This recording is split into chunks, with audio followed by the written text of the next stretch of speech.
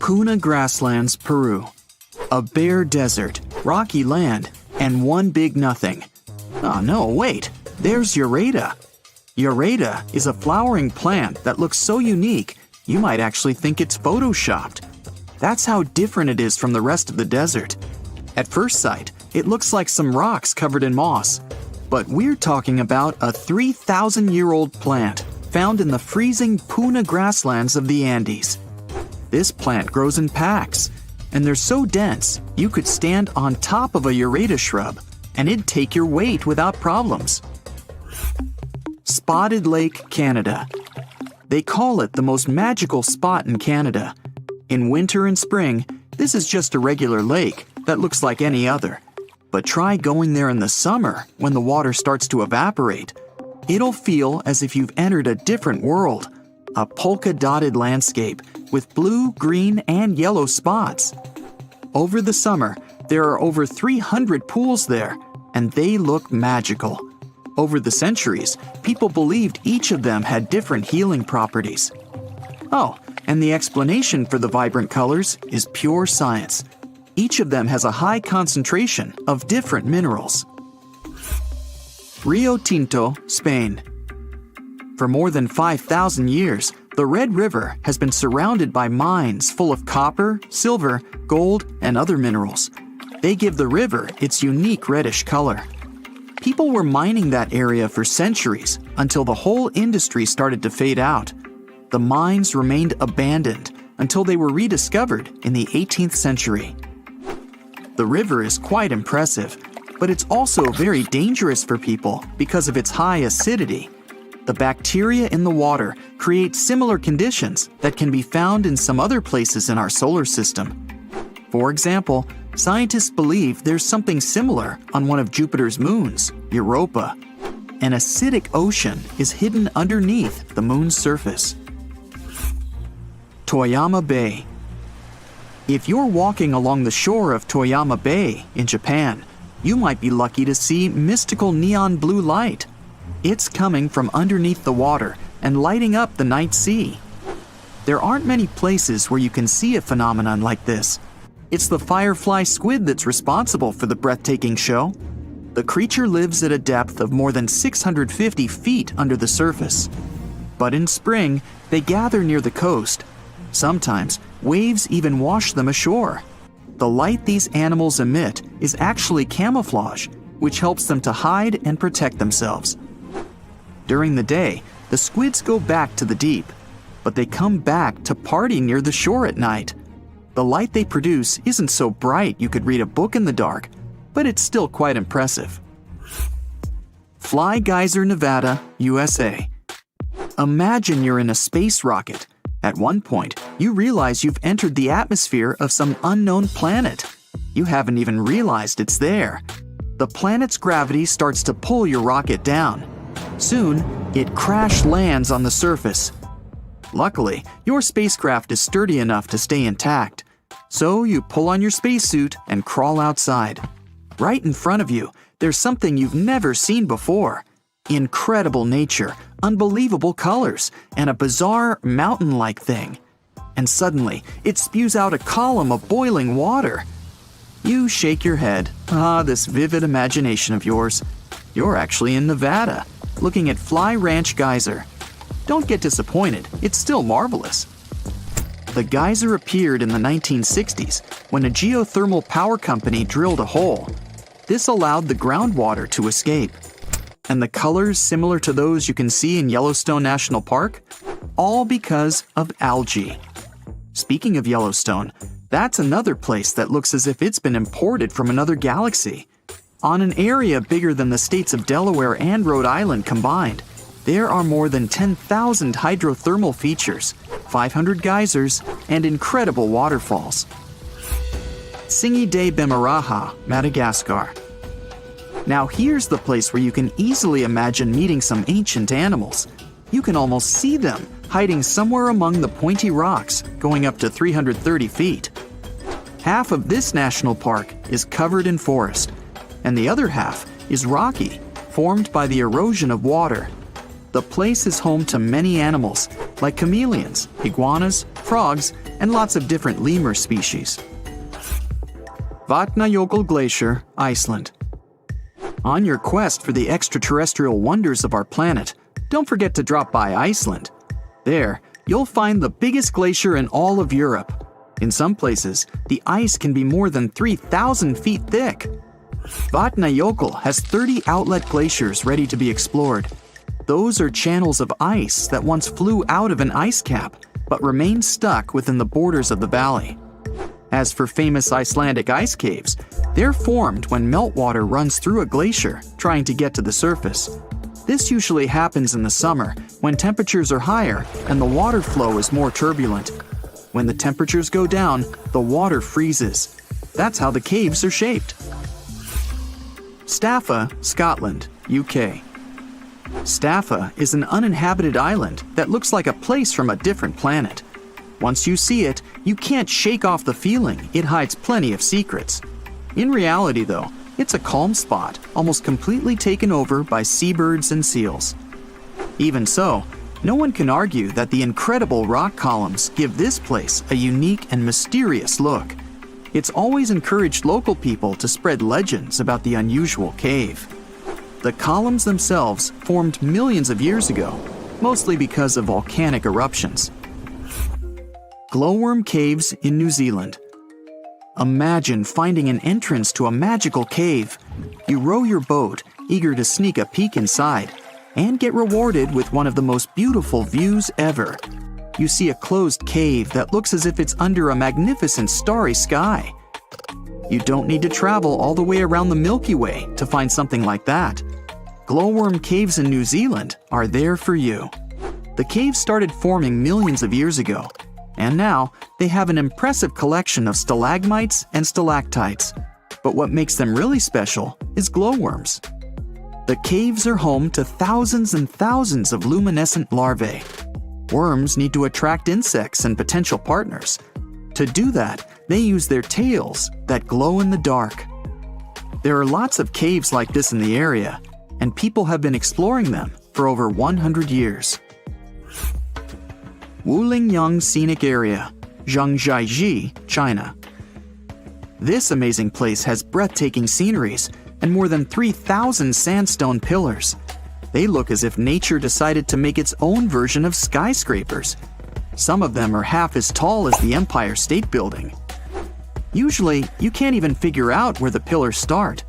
All you see when you try to make out what's there at the bottom is endless mist. Two natural stone bridges seem to be floating among the pillars, lost in the clouds. The Eye of the Sahara. That's a mystery that's remained hidden for millennia. This geologic formation is difficult to spot when you're standing on the ground. That's why it wasn't discovered until people started to explore space. For some time, scientists thought it was an impact crater created by some space object hitting Earth's surface. But after doing the research, they found out the origin of the eye was entirely Earth-based. These days, geologists believe the eye's formation started over 100 million years ago, when plate tectonics were pulling apart the supercontinent Pangaea. Molten rock, which was rising toward the surface, created a massive dome made up of different layers. Later on, volcanic activity and erosion finished the eye's look. Baikal Lake, Russia. The deepest, the oldest, and one of the biggest freshwater lakes in the world is bound to have some secrets of its own. The lake is frozen from early January to May. In the summer, the water is so clear you can see up to 130 feet down.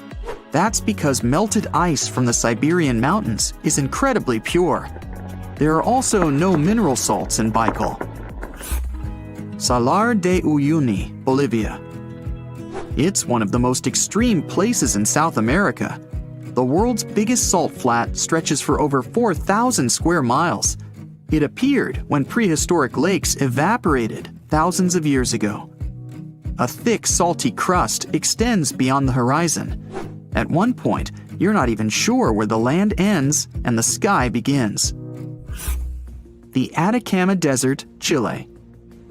The world's driest desert is all about rocky landscapes, salt lakes, dunes, and extreme temperatures. In some parts of the desert, there's been no rain for almost 500 years. With no water or nutrients from the ground, there are no plants. That's one of the reasons why you might feel as if you're on another planet, like Mars. But wait for the night to fall. An infinite sky full of stars looks like a window to the universe and its mysteries.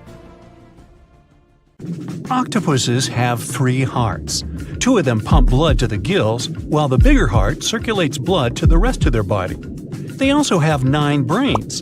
There's the large central one, but also each of their 8 arms has a mini brain of its own, which is why they can act independently. Since each arm has its own brain, the central brain only needs to send a higher level signal to the arm. Things like, move to that nearby crevice, there might be a crab hiding inside. In the case of humans, the brain would guide and take control of each movement of our legs and arms. And with an octopus, arms act almost independently on their way to the crevice. It also tastes and feels with the suction cups on it. Since their arms are so independent, an octopus doesn't actually know where they are unless it sees them. The human body has an ability called proprioception. Thanks to it, we know where our arm is, even if we hold it, let's say, behind our back. 1816 is known as the year when summer didn't come. In April 1815, there was a massive explosion on Mount Tambora in Indonesia. It sent enormous clouds of volcanic ash up into the atmosphere. The majority of the northern hemisphere got covered with a shroud of dust and dirt and kind of refused to settle. In June of the following year, the cold winter didn't just come to an end. Frost damaged crops and snow and rain persisted during the whole summer. In Iceland, you'll find some of the most breathtaking sceneries on our planet. Jagged mountains, fjords, hot geysers, ice fields carved into the landscape. Stunning yet intriguingly black sand beaches, such as Reynisfjara Beach. Most of the sand on beaches is generally formed from rocks that have broken down because of weather changes and erosion through thousands or even millions of years. And on Reynisfjara, the sand is a striking black color, and that's because of volcanic activity. Lava came out of an erupting volcano, got to the surface, cooled, and then hardened in the Atlantic Ocean, creating such a fascinating black hue. This beach is so magically stunning, but it's also very dangerous because of its sneakier waves. That's when a few smaller waves join together into a single, really big one. This phenomenon can happen when ocean currents force waves together, or in the case of Reynisfjara, when such waves come from an offshore underground cliff and get an even stronger pulling effect. Considering the ocean's low temperatures too, it's definitely better to just take pictures from a safe spot. Some trees talk to each other. Not the way we do, of course, but, for example, acacia trees that grow over the African savanna can warn each other if there's something dangerous coming. When some animals, such as antelopes, gobble up its leaves, the tree immediately starts producing more tannin, which is toxic to animals. They also emit a special type of gas that travels through the air and warns other trees they should protect themselves too. You're stargazing, such a chill night, and then a flash of bright light streaks through the night sky. A shooting star, so cool. But what we see is not actually a star, although we call it that way. They're meteors, which are basically small chunks of dust and rock moving through space. As they're passing through our atmosphere, they cause something called friction when one thing rubs against another, and that's why they glow. Also, the friction causes heat. Dust and rocks get extremely hot as they fly through the atmosphere, and the heat makes them glow until the moment they burn out and turn into what we call the shooting star. Sunsets in deserts are extremely beautiful because of the spectacular colors they produce a bit more than elsewhere. Sunlight consists of various shades of the color spectrum. When the sun is high in the sky, these colors mix together and our eyes see them as white. But as the sun gets lower, its rays have to go through a thicker layer of atmosphere before they get to us. The atmosphere then scatters shorter wavelengths of light, like blue and purple, before we can even see them. That's why the longer orange and red wavelengths stand out. In urban environments, air pollution can make sunset colors duller than everywhere. The clean air in deserts allow the vivid colors coming from the sun to shine through at twilight.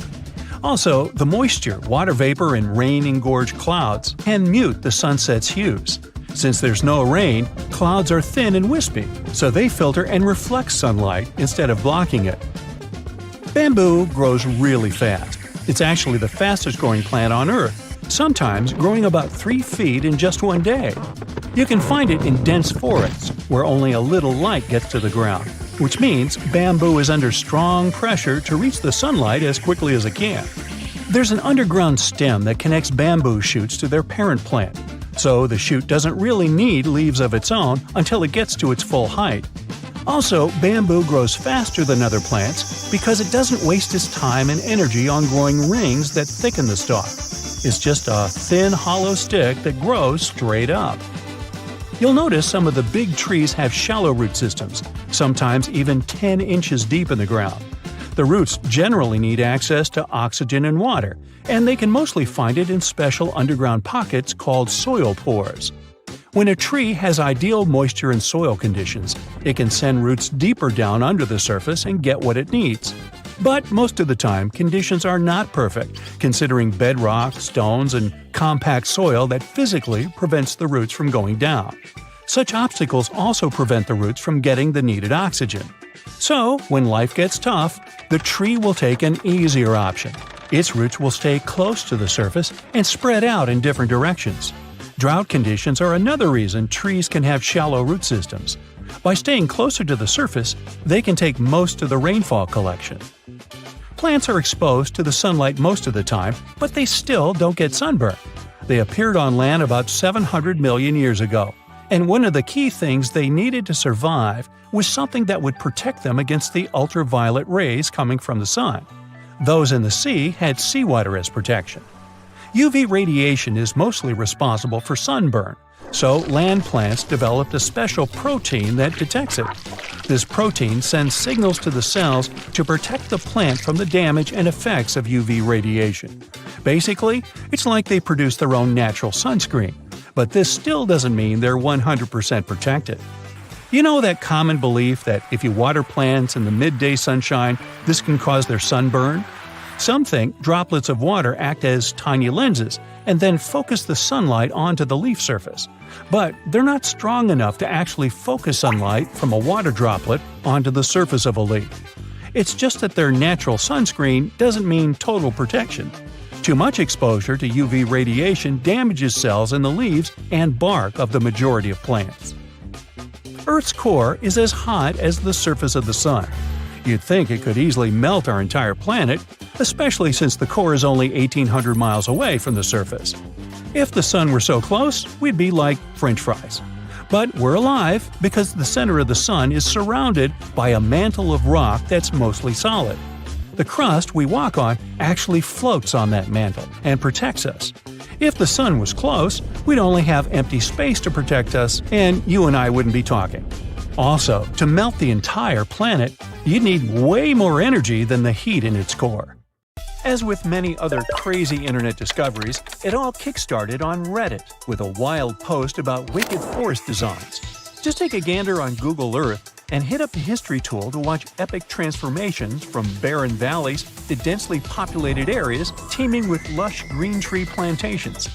Currently, Uruguay has approximately 2.7 million acres of artificial forests. Just to put that into perspective, it would take you around 15 to 20 minutes to walk across 1 acre, depending on how fast your pace is. You could spend a lifetime just walking around those artificial Uruguayan forests. But how did they emerge, and how did they reach this scale? So there's this process called afforestation, where trees are planted in previously non-forested areas. This initiative was implemented as part of a larger plan to increase the country's forest cover, resulting in Uruguay now exporting an impressive $2 billion worth of wood pulp annually. Despite native forests only covering 5% of the country, these artificial forests occupy a significant 6%. Another cool thing about these forests is that they have special trees that originally couldn't be found in Uruguay. It was decided to plant eucalyptus trees there, as they show impressive results in terms of how fast they grow. A tree can get through a whole cycle, from a little plant to one ready to be harvested, in as little as 10 years. Yeah, not as impressive as bamboo that grows a couple of feet a day, but still faster than a common Uruguay tree called the Tree of Heaven, which takes about 25 years to get full-sized. By the way, it's considered pretty fast too. Now this funky forest in Japan is literally turning heads. In the Miyazaki Prefecture, there's a group of Japanese cedar trees that are causing a buzz with their unique concentric circles reaching toward the sky. A recent aerial photo captured these crop circles, and now everyone is scratching their heads trying to figure out how they came to be. But fear not, there's no extraterrestrial invasion involved. It turns out this cool formation was actually a carefully planned project from almost half a century ago. Back in 1973, researchers planted these trees in specific radial increments to create these mesmerizing circles. 50 years ago, Google Earth was nowhere around. But looking at that forest, you might think that the Japanese have been preparing to boast their forest on the internet for half a century. Now, what's even more fascinating is how the trees grew in a curved shape, spreading out in an unexpected way. Originally meant to be harvested after 5 years, there's now talk of preserving this circular forest because of all the newfound interest. Now, look at this portal in the forest. There's no way it could have emerged naturally, right? If your first guess was that it was a piece of contemporary art, you were right. So this portal is located in southern Estonia, and it was created by Finnish artist, this guy. This portal is far from being his only creation. He's had other crazy projects too. Like, he once sailed to Estonia in a boat made of bark. He also chopped down a forest plot, sorted all the materials for months, and then made an installation the same size as the original plot. There was even a time when he cut a line in ice with a chainsaw and ended up in a freezing swamp. This guy definitely knows how to surprise people. Most of his works are nature-related, so you probably shouldn't be surprised that this forest portal is yet another creation of his. What do you think the artist wanted to convey through this portal? Let us know in the comments. Trees are something that are definitionally straight, right? Well, not as long as you're in the crooked forest in Poland. Near the ground, the trees there bend sharply to the north, then magically straighten back up after a little detour of 3 to 9 feet. It's like they're doing the limbo, but with trees. The mystery of how these trees ended up swerving like they're on a roller coaster is still unsolved. Some think humans might have intervened to create some funky furniture or boat-building material, while others blame it on a wild snowstorm. Nobody knows for sure. Regardless of how they got this way, the Crooked Forest is a hot spot for tourists and nature lovers. If you ever come to Poland, make sure to visit this nature's wonder. Welcome to the Goblin Forest, a magical section of East Egmont that will make you feel like you've stepped into a fairy tale. This enchanting forest, also known as the Kamahiwa, is famous for the abundance of gnarly kamahi trees that give the whole place an eerie yet stunning vibe. As you hike through the Goblin Forest, you'll be surprised by lush greenery, moss-covered trees, and falling rays of sun that create a truly enchanting atmosphere. It's a photographer's dream come true. Now, while you might not find real goblins or mythical creatures in the forest, yeah, I know, it's a bummer, you will still encounter a variety of native bird species. Birdwatchers will be in heaven spotting all the feathered friends flitting about, and all that alliteration. Plus, if you're lucky, you might even catch a glimpse of glowworms lighting up the trails. With a network of well-maintained hiking trails suitable for all fitness levels, the Goblin Forest is the perfect destination for adventurers looking for a magical experience in nature. So grab your hiking boots and get ready to explore this enchanted forest of wonders. Monteverde Cloud Forest in Costa Rica is not your typical forest adventure. Think of high-flying suspension bridges and trails above the treetops. On foggy days, you can wander through misty clouds for a mystical vibe. This nature reserve is called a cloud forest, and it's a real scientific definition. Cloud forests differ from your average ones in several aspects. First, they're usually evergreen forests that are like tropical oases, with a constant veil of low-level clouds covering the canopy. The next thing that's different is moss. It's so abundant there that these places are sometimes even nicknamed mossy forests. Going back to Monteverde Cloud Forest, however, it's more impressive if you visit it on a foggy day. But even on clear days, the views of the lush greenery are absolutely stunning. Now, if a regular forest sounds a bit boring to you, our planet has something more fun to offer. How about an underwater forest? Whether you're a local Oregonian or just passing through, Clear Lake is definitely a dive spot you've got to check out. True to its name, Clear Lake lives up to its reputation, with crystal clear waters boasting up to 100 feet of visibility. It's like swimming in a massive pool. But brace yourself, because it's a chilly 38 degrees Fahrenheit all year round. Nah, I wouldn't venture in there. It's more adapted for penguins, I guess. Well, never mind. This lake is special because of its history. It was formed over 3,000 years ago by volcanic activity that redirected a river, preserving ancient trees that you can still see standing tall underwater today. There's this section known as underwater forest, where you can see ancient trees deep down. An underwater forest walk sounds fancy, doesn't it? And in Madagascar, there's not a forest, but an avenue of trees. But the trees are so majestic, this avenue can rival with the coolest actual forest. I'm talking about these awesome, gigantic baobab trees. Picture this, an 850-foot stretch of road lined with 20 to 25 massive baobabs, towering at about 100 feet tall. In terms of height, it's as if this alley was packed with many Rio's Christ the Redeemer statues.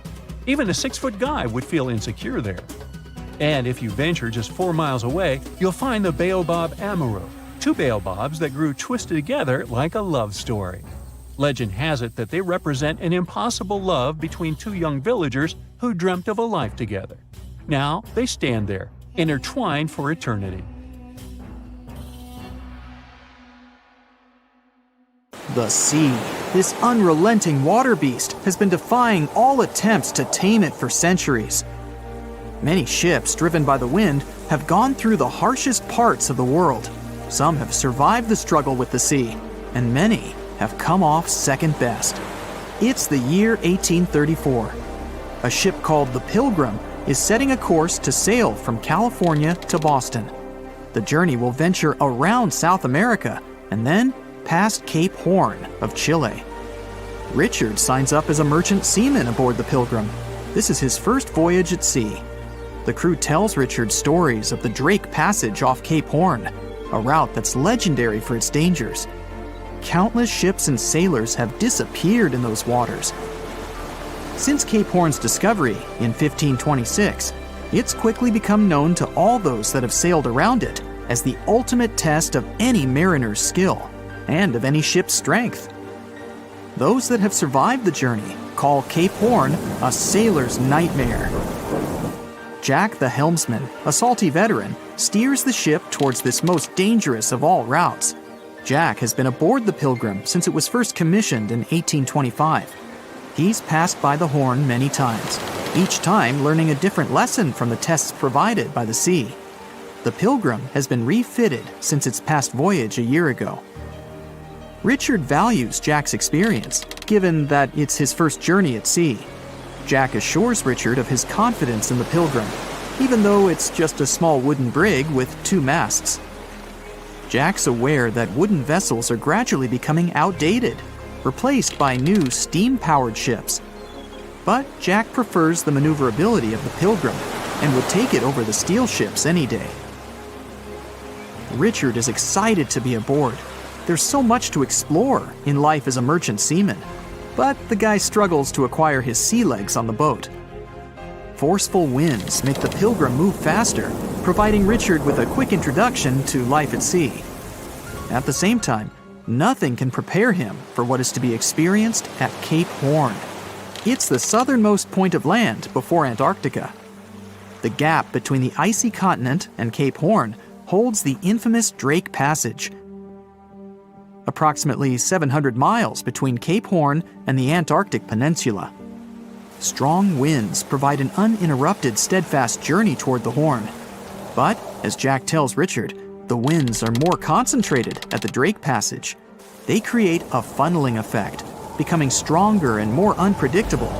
Richard is unsure of what this might mean for the Pilgrim, but understands that there's no easier route to travel around South America. A few days pass. The Pilgrim sails by the many islands that make up the western coast of Chile. Although the sea has been relatively calm, Richard continues to deal with his lack of sea legs. His movements are still not very graceful. The constant, ever-swaying deck rises and falls, and Richard finds it hard to get used to the motion. Random large waves hit the Pilgrim from every angle. The ship is quickly approaching Cape Horn. Richard looks towards great thunderous black clouds in the distance. "Welcome to the Horn," Jack says, half laughing. A wry smile upon his face soon disappears. The man gets serious, knowing what awaits them all. Stronger winds start blowing the sails as the crew scrambles to hang onto the ropes. Richard desperately sets to adjust the aft sails, adjusting for the constant change in strong southerly winds. Jack holds firm at the helm, knowing the importance of his role. He's wary of the swell. It can build very quickly the further south they travel. It's crucial the Pilgrim doesn't venture too close to the Horn when they approach. The great darkness that was in the distance is now all around them, filling the sky in every direction. Blackened clouds throw rain and hail down at the crew as they try to resist the enraged weather. Jack is directed by the captain at the helm, changing the direction of the vessel. The temperature has dropped significantly.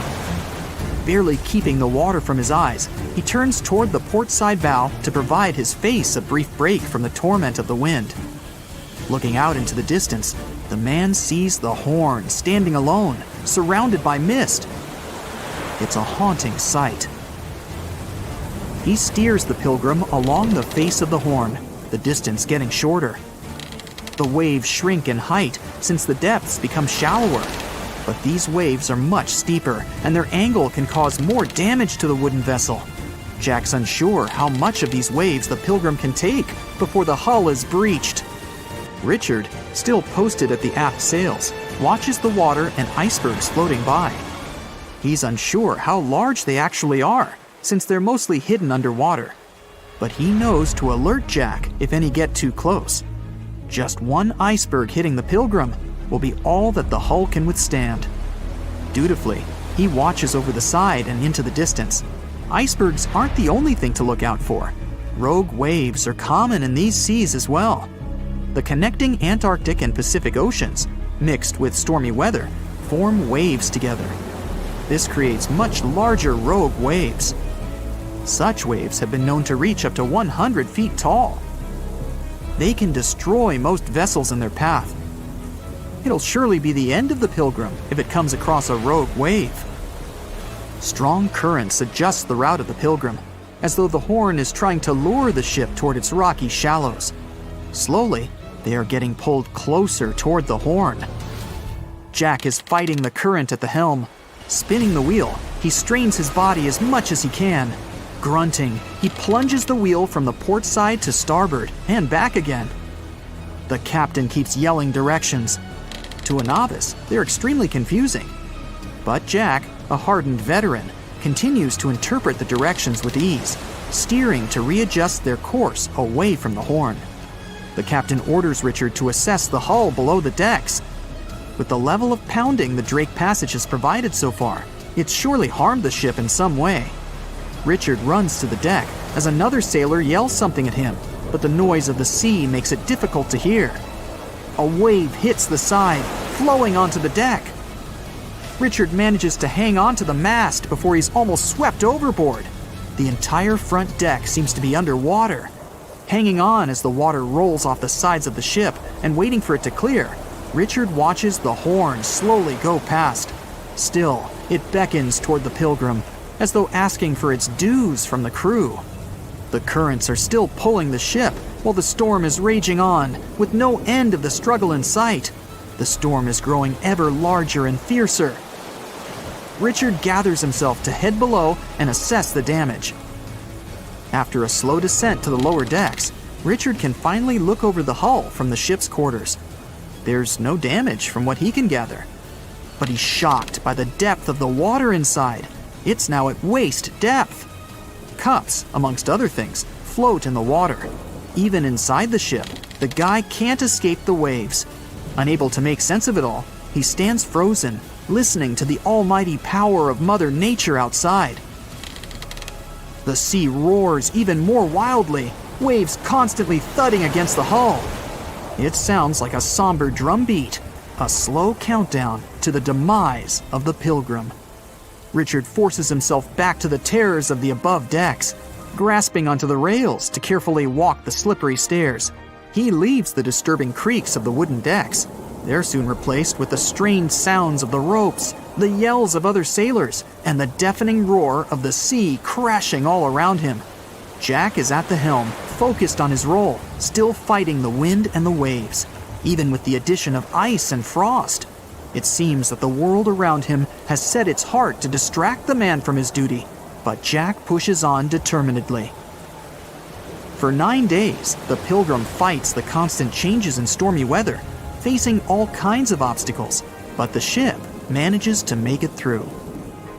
As they leave the storm behind, the crew sets their course north for their final destination. The sight of the sun peeking through the dark clouds is the most relieving thing Richard has ever experienced. Unfortunately, Richard lost his rations at some stage during the storm. At sea, if your rations are lost, it's your own bad luck. Luckily, Jack is kind enough to share some of his. If you're a fan of Dr. Pimple Popper, you're probably freaking out right now, itching to squeeze out every little blackhead from those lip contours. But this is actually a hill formation that you can find in Garb, Sudan. Knowing that perhaps makes it all the more creepy because it looks like the crack in the middle is swallowing up everything around it. This black hole scenario brings to mind our next stop, Bokk Island. This eerie spot is a 59-acre coral atoll situated in the southwestern Pacific Ocean, about 400 miles northwest of Tahiti. If you check it out on Google Earth today, it looks like it's been totally blacked out, sparking all sorts of wild theories. People keep saying that this place is some top-secret base, or even a fictional island straight out of Lost. But what we see here is actually just a dense, dark green forest made up of Pisonia trees. Since nobody lives there and hardly anyone ever visits, the island is pretty much untouched by humans. This massive star, or mandala, is situated just outside Beatty, Nevada. It has got the internet all puzzled, with people trying to figure out if it's evidence of some kind of extraterrestrial activity. To add to the mystery, this spot is right by the Tonopah Test Range, which is also known as the famous Area 52. Despite its creepiness, it's probably just one of the thousands of crop circles that gained fame after Google Earth came along. This spiral formation right here is also located in Nevada, and it definitely looks like another chilling crop circle. But things get even stranger if you use the street view option. As you zoom in closer and closer, you'll notice that it's made up of carefully arranged rocks.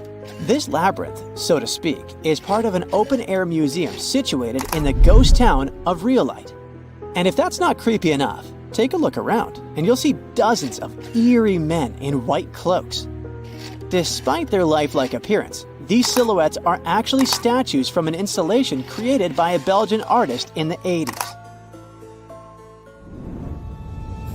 Even stranger than stumbling upon a large circle on the ground is finding a bunch of them. Our next location in Wyoming is filled with peculiar circle structures to the point where it's hard to count them all.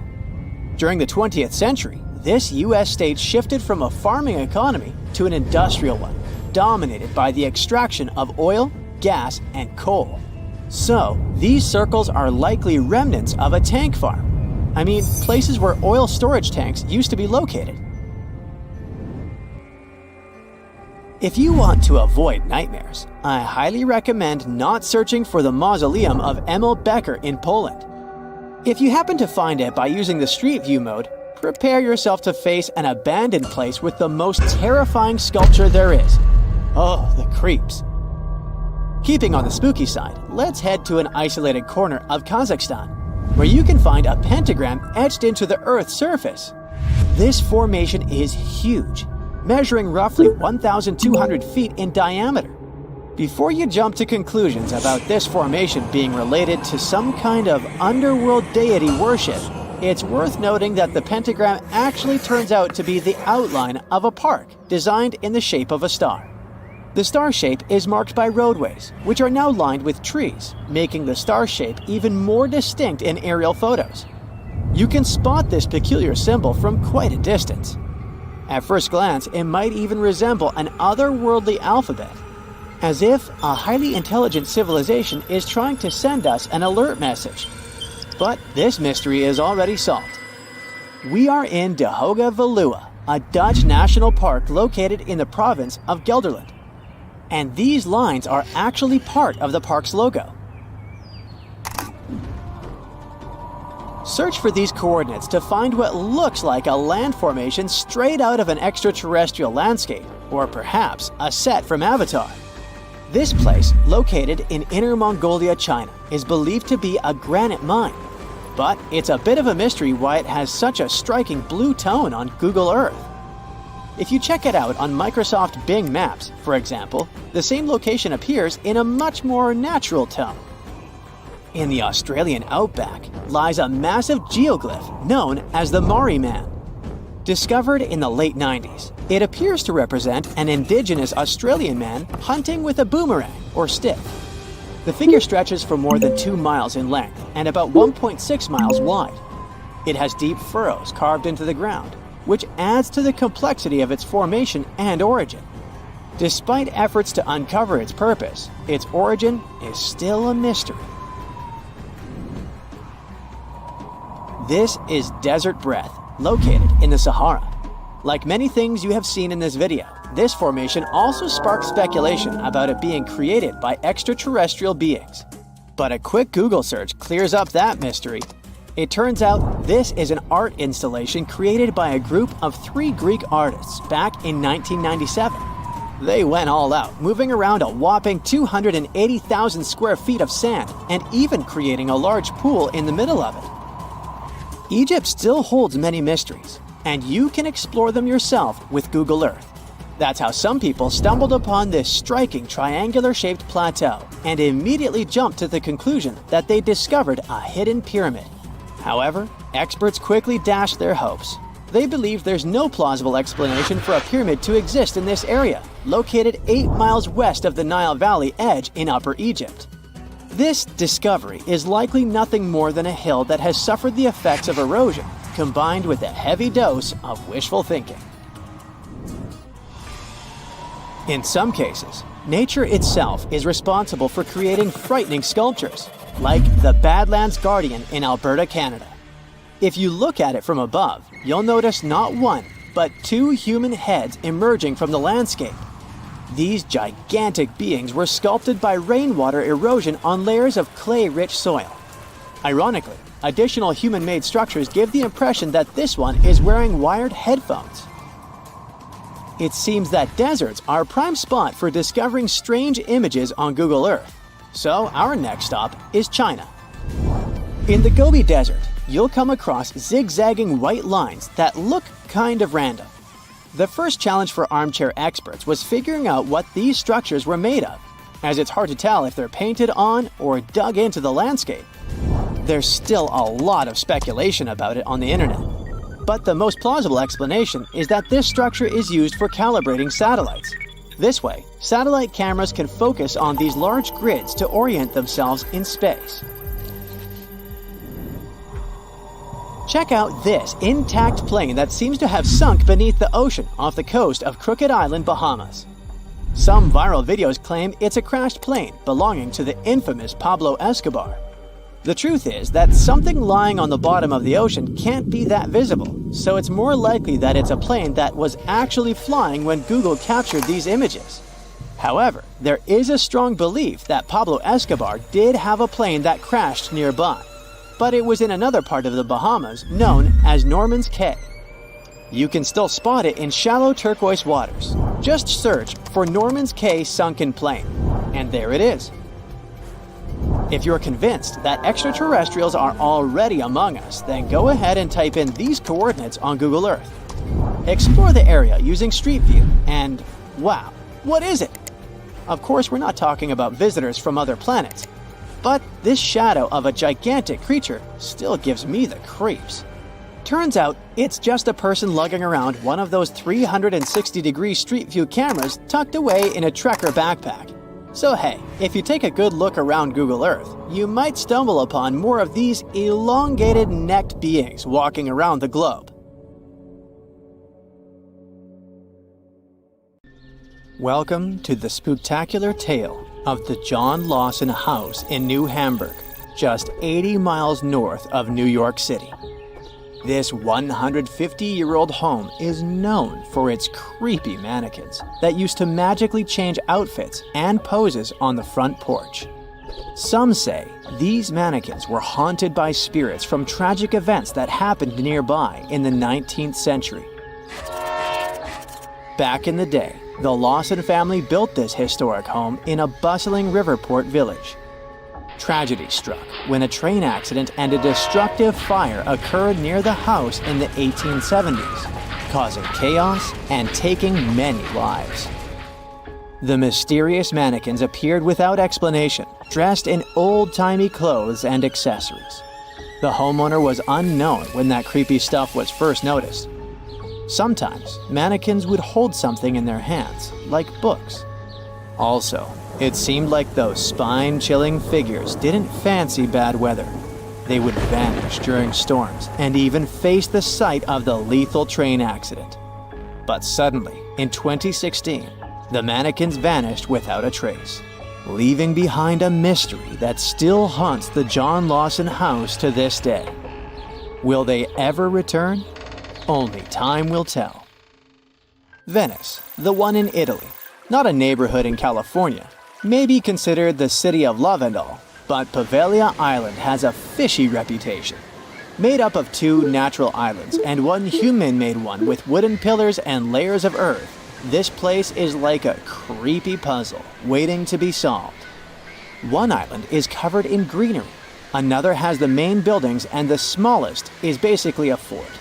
The island is now deserted with just a few lonely structures left standing.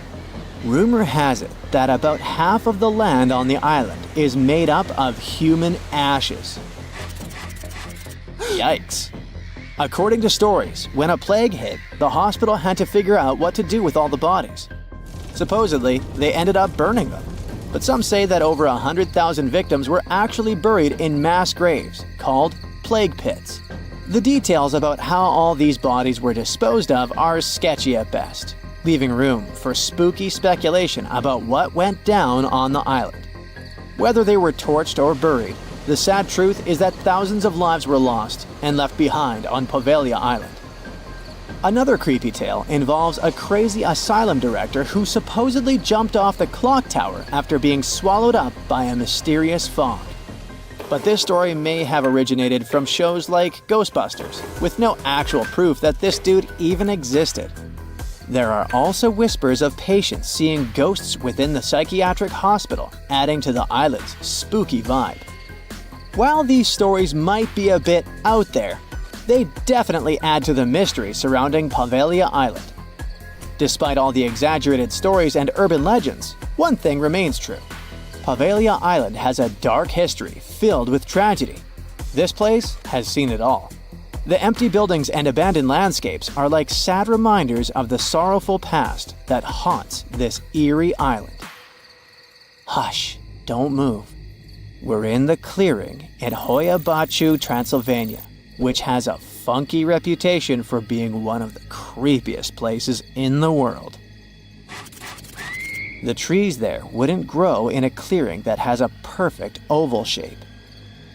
Soil scientists have been unable to explain this anomaly.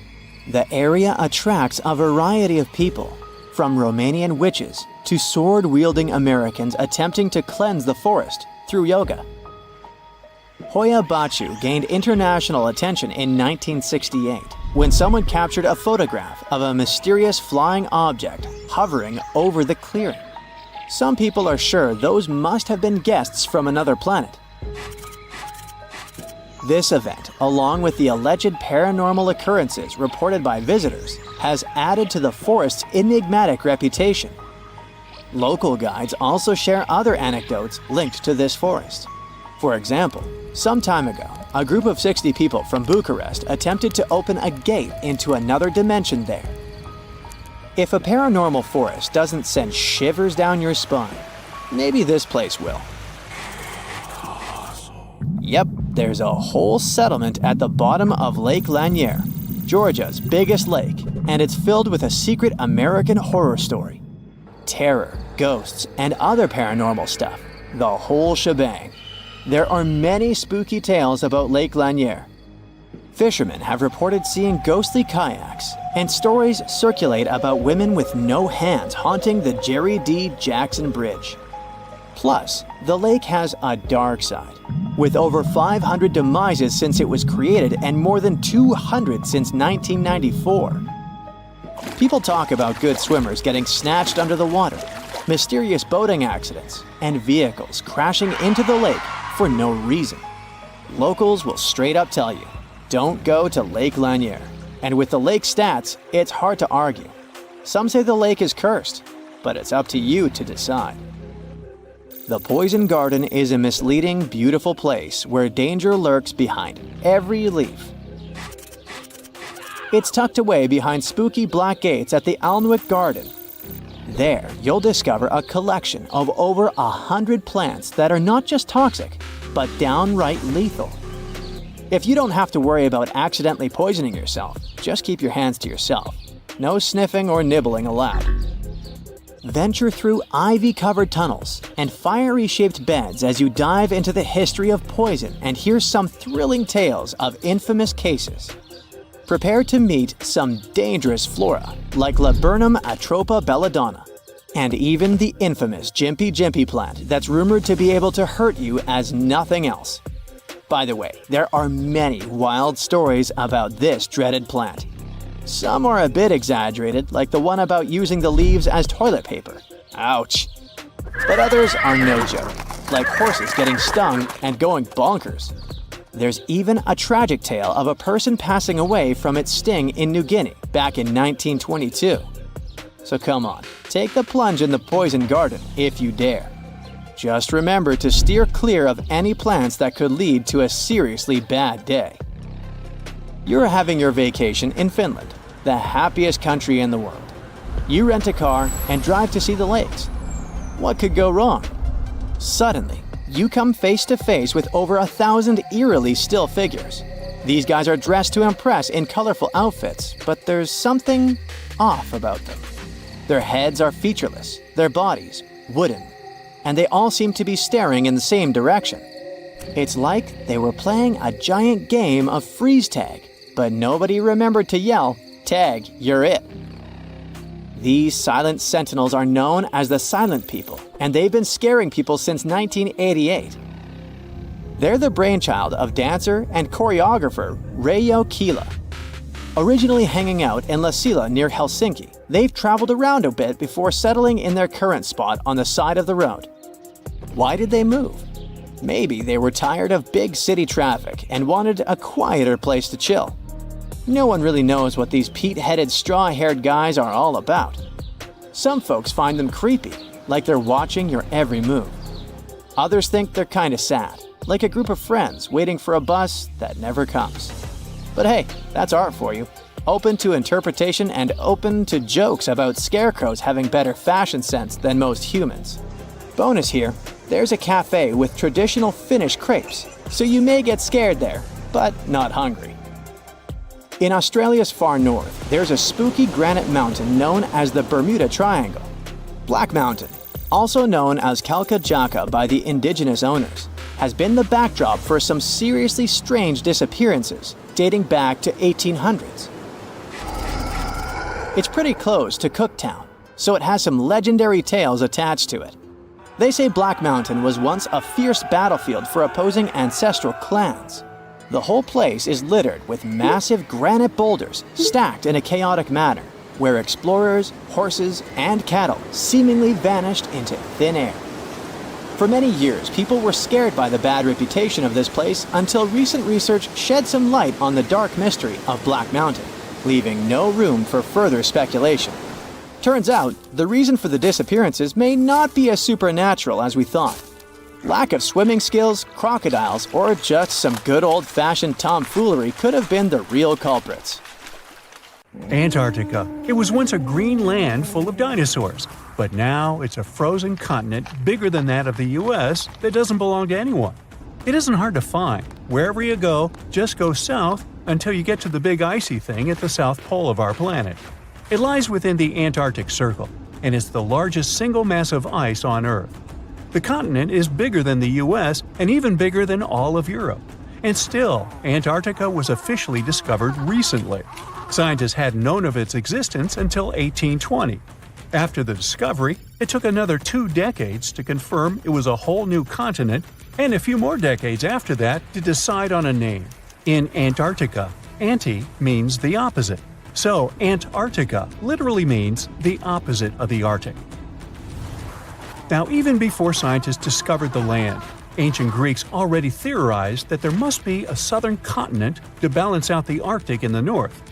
Also, some scientists who studied Polynesian artwork and oral history believe that Polynesians found the continent over a millennia before the Europeans did. Anyways, today we all know of this icy land at the South Pole. Because of its location, there are just 2 seasons there, summer and winter, and both last 6 months. In summer, it's a bit warmer, and the continent exists in pure daylight. And in winter, it's dark all day long. 98% of Antarctica is ice. This continent alone stores 60% of the planet's fresh water. And yet, despite all those water reserves, Antarctica is the biggest desert in the world. By definition, a desert is an area with sparse vegetation and little snow or rain. Notice that plenty of sand isn't a necessary condition here, even though the continent does have some sand and even sand dunes. It also gets a lot of wind.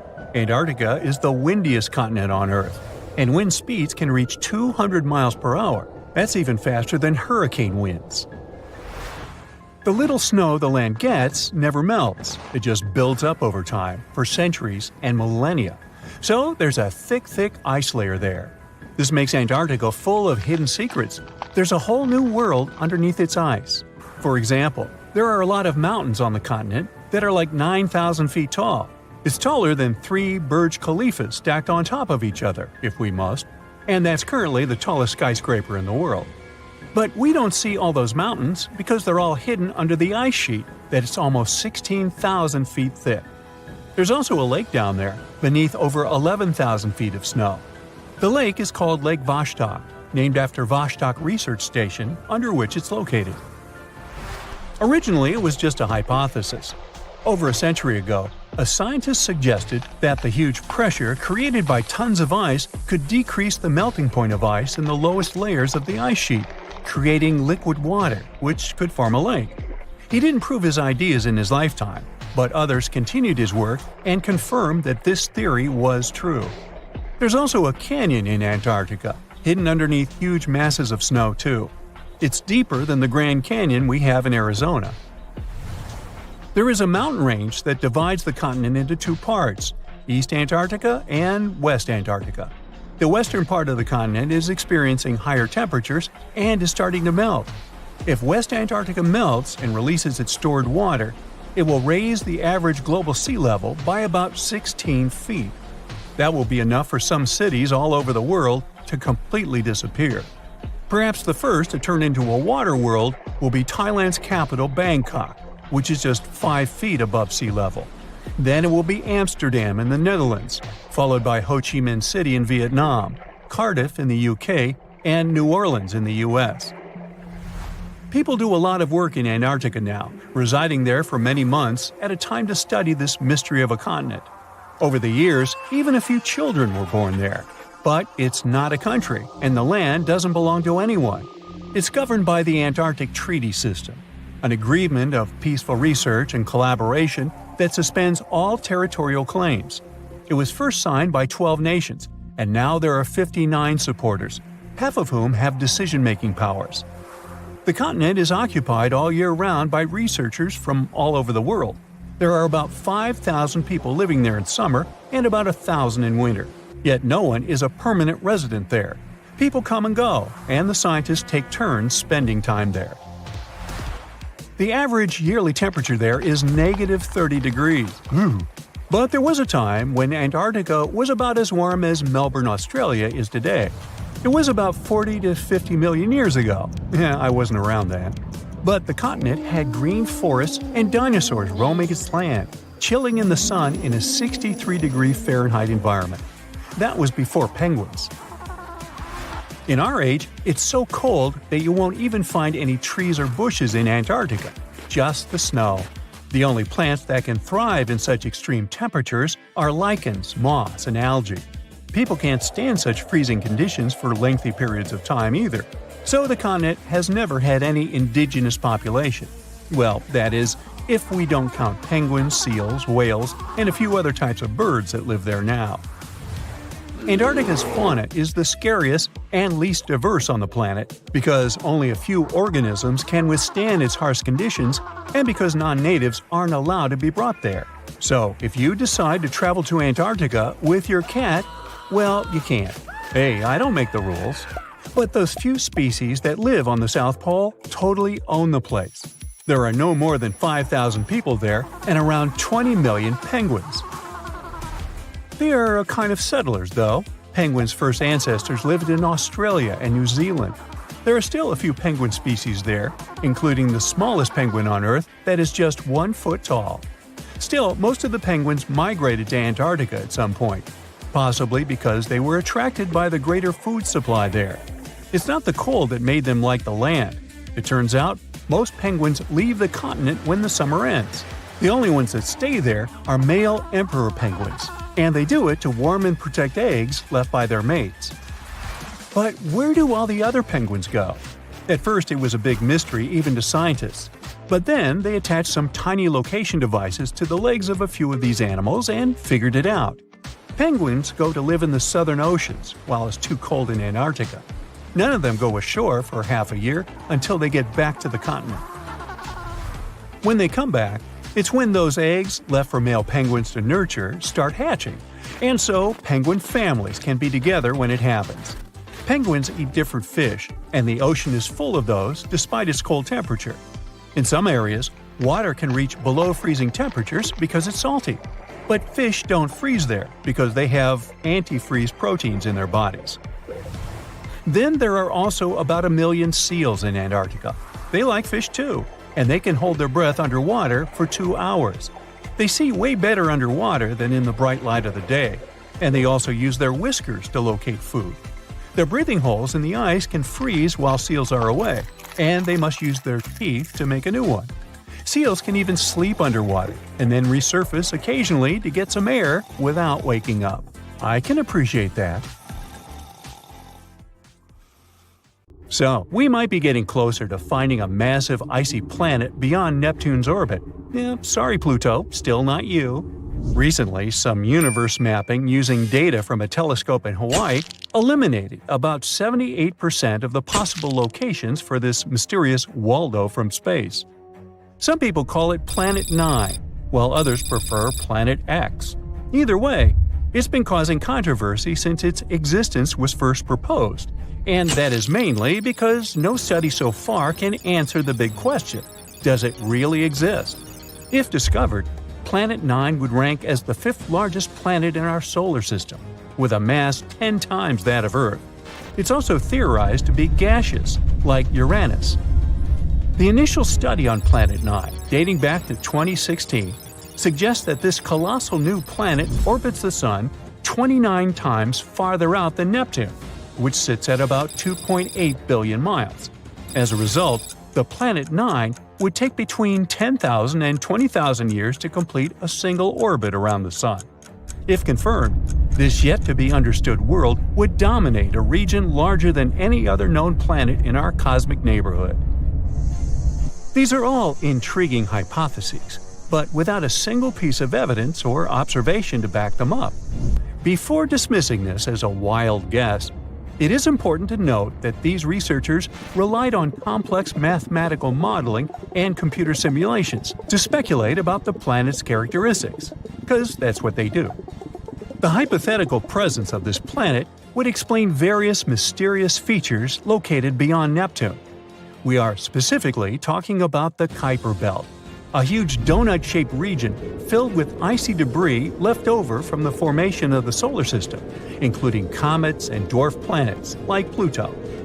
What happens is that the 6 farthest objects in the Kuiper Belt exhibit elliptical orbits that are all oriented in a similar direction within physical space and tilted approximately 30 degrees downward relative to the orbital plane of our 8 known planets.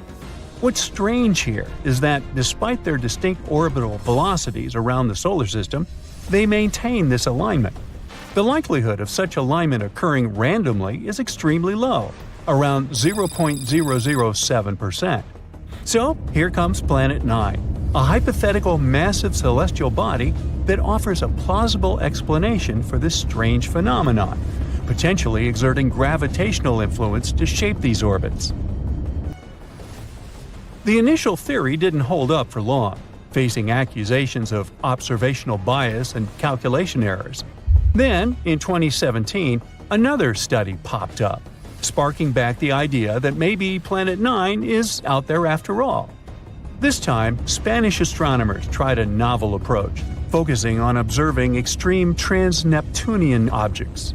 These celestial bodies orbit the Sun in highly stretched elliptical paths, with average distances exceeding 13 billion miles. The research suggests that the distances between these objects' nodes and the Sun might provide clues to Planet 9's location. You see, these nodes are the points where a celestial body's orbit intersects the solar system's plane. When these objects reach these points, they're more likely to interact with other solar system bodies, potentially causing significant changes in their orbits or even collisions. So, if the trajectory of these extreme trans-Neptunian objects remains stable, everything's fine. But if it's not, well, that's a sign that something else, something big, is messing with their path. And that's exactly what the research found. There is something unseen out there, throwing these objects off course. And that something could be a planet, chilling at a distance between 300 to 400 times farther from the Sun than Earth. To this day, the study of the extreme trans-Neptunian objects is the strongest evidence we've got for Planet 9's existence. And if you're still not convinced by this theory, know that strange motions like these have led to planetary discoveries before. Neptune, for instance, was spotted because Uranus's motion didn't quite agree with the predictions of Newtonian gravity. But the deflection of its orbit could be explained if it was caused by a pull of an undiscovered planet. And just like that, we discovered Neptune. Now, the year is 2021, and there's all this buzz about Planet 9 again. After correcting some old guesses, studies are now leaning towards the idea that this mystery world follows an epic loop around the Sun every 7,000 years. That is massive news, because it means this planet might be closer than we ever thought, making it easier for our telescopes to spot it. The paper also suggests there is a whopping 99% chance that the funky orbits of these distant objects are all because of this unseen planet, not just some cosmic coincidence. Now, the odds of this whole situation being a fluke are down to a 1 in 250 chance, which is much better than the 1 in 10,000 chance back in 2016. All these optimistic numbers have brought us to where we are today, keeping our hopes and working on better equipment to continue the mission of spotting Planet 9. As mentioned earlier, researchers in Hawaii created some kind of treasure map utilizing the Panoramic Survey Telescope and Rapid Response System to eliminate 78% of its locations. This is great news, considering how challenging it is to find a planet-sized needle in a cosmic haystack. But unfortunately, Planet 9's presence remains a ghost in the dark outer reaches of our solar system. Enthusiasts are still convinced of its existence and believe it is only a matter of time before we celebrate the discovery of Earth's new cosmic cousin. They're putting their hopes on the Vera C. Rubin Observatory, which is currently under construction in Chile and is scheduled to begin science operations in late 2025. Over the course of 10 years, this observatory will scan the entire southern hemisphere sky every few nights with a 27-foot, fast-moving telescope equipped with the largest digital camera in the world. The idea is to catalog everything in the solar system, reaching out to and beyond Neptune, and tracking the movements of millions of celestial objects, including space junk, asteroids, comets, and stars. If Planet 9 is indeed out there, this next-generation telescope could be the one to find it. The existence of this mysterious planet is far from being universally accepted in the scientific community. That is simply because Planet 9 isn't the only explanation for the strange phenomenon occurring beyond Neptune. One theory suggests that a group of distant objects, such as dwarf planets, comets, and moons, might be collectively influencing the orbits of the extreme trans-Neptunian objects. Others believe that a black hole is behind all this. These compressed masses are some of the densest objects in the universe, potentially capable of affecting the orbits of other masses, like how this supposed ghost Planet 9 is believed to be doing. Another bold perspective suggests that our current understanding of the laws of gravity is flawed, actually incomplete. This theory, known as modified Newtonian dynamics, proposes that these distant icy objects exhibit strange behavior not due to influence from another planet, but rather because the immense gravitational field of the Milky Way is influencing them. However, even supporters of this theory acknowledge that it is too early to draw firm conclusions, and much more extensive research is still required. While we continue our relentless hunt for Planet 9, some astronomers have taken it a step further, suggesting the existence of a hypothetical Planet 10. This world has a mass and size like that of Mars or Earth and is located on the edges of the Kuiper Belt. But the thing is, if this alleged Planet 10 is indeed as small as scientists believe, it might not have enough gravity to clear its orbit of debris. And that is pretty similar to what happens with Pluto, being one of the reasons why it got into trouble back in 2006. So yeah, it's better not to get too excited. This supposed Planet 10 might end up classified as another dwarf planet. You look out the window and see the trees moving uncontrollably. The winds are so powerful, they're practically tearing down anything in the street. There are also tons of water raining down on you. You're driving as fast as you can, but suddenly your car stops. You've heard the terms typhoon, cyclone, and hurricane, but you most likely don't know how they're different. The official scientific term for all three of them is a tropical storm.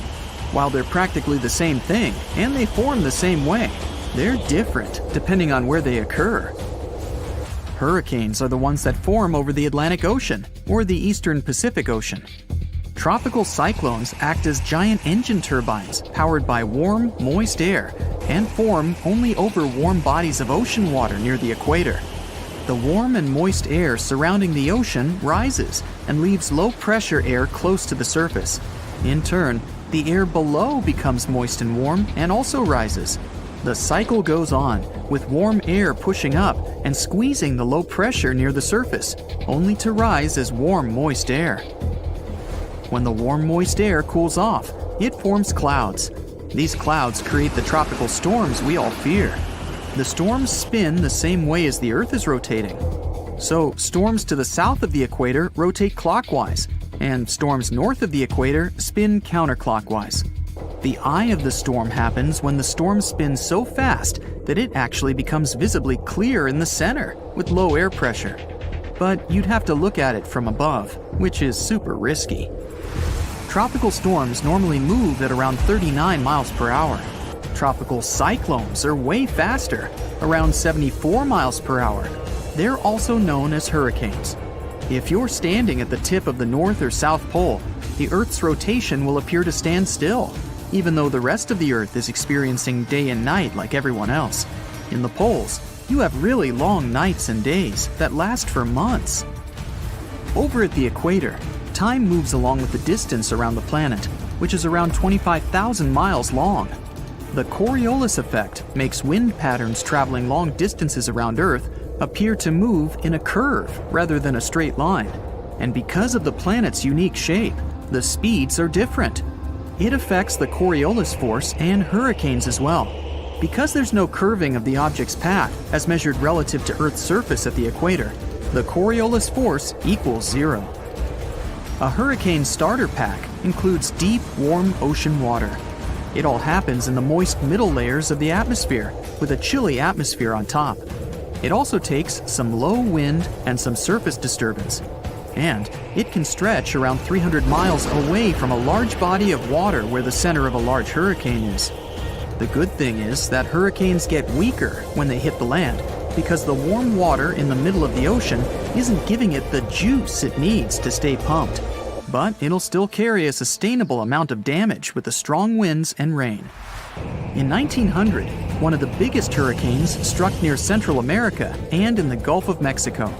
It then went as far as Florida and Texas and is considered to be the most devastating hurricane in the United States' history. They first detected it on August 27th, and it lasted for many days. By the time it reached the Texas coast, the storm had turned into a Category 4 hurricane. Hurricanes are categorized on wind speed and intensity, using something called a Saffir-Simpson scale. There are 5 different categories from 1 to 5, with 1 being the weakest and 5 being the strongest. A Category 1 storm has winds moving at between 74 to 95 miles per hour. You can expect some trees to be uprooted and mobile homes destroyed. It can take out some home exterior and cause major power outages. Category 5 hurricanes speed up to over 155 miles per hour and leave nothing in their path. They can even wipe out some buildings right off their foundation. And because the winds are faster, there is more damage around its radius. Another thing to expect is lots and lots of flooding. The people of Galveston had less than 4 days to prepare for the arriving storm that even stretched out to Oklahoma and Kansas with 20-foot flash floods. The Great Hurricane then made its way to the Great Plains and turned towards the Great Lakes, New England, and reached southeastern Canada. The storm was so bad that more than 3,600 homes were damaged, even though they were sturdy enough to withstand the storm. Given the population numbers back then, it was equivalent to hundreds of thousands of houses destroyed, if not millions. The total property damage was around $30 million then, which would be a lot more now because of inflation. After the devastating storm, the people of Galveston built a 3.5-mile seawall and raised the whole city level by as much as 16 feet. Eventually, they raised the seawalls to 10 miles, just in case. If a storm like the one in Galveston struck in modern times, there wouldn't be enough places for everyone to hide. The population has increased significantly all over the areas where the storm struck back in 1900. So, imagine yourself sitting in your car and getting the breaking news. It says a storm has just hit the Gulf of Mexico and east of it near Cuba. No biggie, since you're all the way in Texas. So you drive back home. There's plenty of people at gas stations and in supermarkets. The news now states that the storm will likely gain momentum and strike right where you live. Okay, now it's time to panic. You want to get some stuff to prepare for the incoming storm, but all the shelves are empty by now. Everyone is pushing and shoving like at a rock concert. You grab whatever you can find and make your way back to your car. You're lucky enough to purchase some extra gallons of gasoline, just in case. You drive from supermarket to supermarket to try and get some stuff, but you're out of luck. Finally, you find a place that still has some essentials. You start stocking up your shopping cart when the local news urges everyone to evacuate. You only have a matter of hours to leave. But you left your dog at home! You rush against the traffic to get there. Your entire neighborhood is completely empty. You fetch your precious pooch and grab some important things before leaving. There's just a little time left, and you can already start to feel the winds picking up and the ocean nearby. The news tells you the hurricane has already struck Florida. You get in the car, but it won't start. Since you were driving so fast, you didn't realize that you emptied your gas. Good thing you got those extra gas cans on the way. With half a tank, you can get out of your city and into a safe place where everyone is going. The winds are getting stronger. There's no way you're going to outrun this storm. There's no one in sight since they all left early. It starts raining heavily. You can see some trees swaying like crazy. Finally, you find something that looks like a large shelter. You reach it to find out that it's just an abandoned mall. And then, the worst happens. You realize you've been going in the wrong direction all this time. you get out of the car for a bit to stretch out and see which road to take. The winds are so strong that you go back to the car only to find out that your dog ran off. You can't find her anywhere. You drive around and call out her name, but she doesn't respond. You see her standing behind some bushes barking. You run down to her and discover that she has found a cool underground abandoned shelter. The winds have now reached a dangerous point where you can't drive anymore. You gather your stuff and head down. It's complete with everything and even has a bed. You can hear the winds and rain above you, but you're snuggled up with your dog.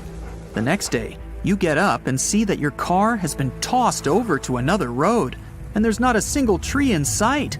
But hey, you can at least be happy you survived one of the strongest storms in the world. It's the middle of the night. Suddenly, you see a snowy owl outside your window. It has a letter for you. Has your Hogwarts acceptance letter finally arrived? Well, not really. You open it and start reading. Dear reader, we are pleased to inform you that you have been selected by the Hogwarts School of Witchcraft and Wizardry as the greatest Potterhead there is. To show our gratitude for your dedication, we've decided to share 8 Wizarding World secrets with you. And don't worry, we won't obliviate any of them later. Professor McGonagall was a Quidditch pro too.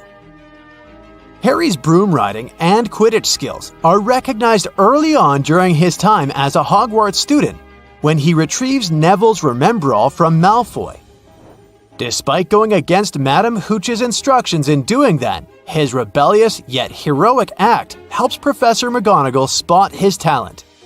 The thing is, she is able to do so because she herself has some skills of her own. Chris Columbus, the director of the first 2 movies, placed an Easter egg about it in the movie that was very easy to miss. When Harry starts feeling anxious and starts doubting his skills, Hermione reminds her that he needn't worry because it's in her blood as she shows him his father's award in the Hogwarts trophy display. Now, if you take a closer look, you'll see McGonagall's smaller plaque to the right of James Potter's. Newt Scamander visited Hogwarts when Harry was a student there. Back in 2016, Fantastic Beasts and Where to Find Them introduced us to one of the nicest and loveliest wizards, Newt Scamander. But did you know that this was not really his first appearance in the Wizarding World movies? In the 3rd movie, Fred and George Weasley gift Harry with one magical GPS, aka the Marauder's Map, that shows where every witch and wizard within Hogwarts limits is located. As they show him how to use the map, Newt Scamander's name can actually be seen walking the halls of the school. If you take a closer look at the map, you can see his name in the center right area. That means he was at Hogwarts when the Prisoner of Azkaban events were taking place. Another Marauder's Map Easter egg for you. The map is actually misspelled in the movie. We see the cover of the map for the first time when Fred and George hand it to Harry. And the nicknames of all its creators are written on it: Moony, Wormtail, Padfoot, and Prongs. But careful viewers might have caught one big mistake there. The name Moony in the book is spelled like this, whereas in the movie there is an extra E here. However, apparently that's done by the filmmakers on purpose. They wanted to pay a tribute to the movie's visual effects supervisor, Carl Mooney, as well as have some fun. It wouldn't be so wrong to say that all Potterheads have at least once fantasized about how awesome it would be flying on Buckbeak, like Harry did in Prisoner of Azkaban. One detail about the majestic hippogriff you might have missed in the movies is that right before meeting the students, Buckbeak actually relieves himself. Since no real hippogriffs were used during filming and Buckbeak was all CGI, this was obviously a choice made by the creative team. It's safe to assume they did it to make the mythological creature seem more realistic, but that doesn't change the fact that it's hilarious. Dial this number and maybe you can access the Ministry of Magic too. Mr. Weasley has always been fascinated by the creativity of Muggles. As Harry navigates him through the normal side of London in Harry Potter and the Order of the Phoenix, he marvels at all the different inventions, such as bicycles and public transport. But when it's time to head to the magical side, it's Mr. Weasley who guides Harry this time. Once they're in one particular red telephone booth, Mr. Weasley puts some money and dials 62442. And it turns out, this is how visitors enter the Ministry of Magic, and these numbers are not chosen randomly. They actually spell out the word magic on a telephone's number pad. With Fantastic Beasts, we were introduced to new, fascinating, and adorable Wizarding World creatures. And one thing's for sure, Newt Scamander treats each and every one of them with love and respect. Unlike the dragon handlers in Harry Potter and the Goblet of Fire. However, the director Mike Newell left a little message to assure the fans that all the magical creatures were actually treated right. If you wait until the end of the credits, you'll see it. No dragons were harmed in the making of this movie. There are plenty of number 7 references throughout the movies. In the series, it's established that the number 7 is a magical number that holds great power. And one of the biggest uses of it is Voldemort's 7 Horcruxes. When talking to Slughorn in Half-Blood Prince, Tom Riddle questions if having 7 Horcruxes instead of 1 will make 1 more powerful. However, that's not the only sign that foreshadows what comes next. When we see Tom Riddle's childhood bedroom, there are 7 rocks on the windowsill, which also indicates what's to come. One thing to mention here though, after the series ended, J.K. Rowling released information about an 8th Horcrux. Since Professor Quirrell temporarily contained part of Voldemort's soul, he acted as a temporary Horcrux. There are some other appearances of number 7 throughout the series that you might have missed. There are 7 Weasley siblings. There are 7 core magical classes. The prophecy stated that the hero would take down the Dark Lord, who would be born as the 7th month dies. In Deathly Hallows, when the Order is trying to take Harry from the Privet Drive safely, their escape plan includes 7 different Harrys. There are 7 different obstacles guarding the Sorcerer's Stone in the book. Hogwarts Castle consists of 7 floors. 7 is the age by which magic will show itself if it is present. 7 Muggles saw Harry and Ron flying in the car. The Basilisk attacked 7 entities, including Harry during the events of Chamber of Secrets. In Goblet of Fire, there are 7 keyholes on Professor Moody's trunk. In Order of the Phoenix, during Harry's trial for using magic outside of school, he was found innocent thanks to the clause 7, which stated that magic could be used before Muggles in life-threatening situations. How many of them were you able to spot before? Hogwarts is a real place. Well, kind of. You must have heard about the Harry Potter studio tour and maybe even got a chance to experience it. But several movie scenes were actually shot in real-life locations. Here are a couple of them you might want to visit next time you're in the UK. Remember the first time Harry realizes that he can understand snakes? The scene was shot inside London's Zoo Reptile House, so you can head there to test your Parseltongue skills.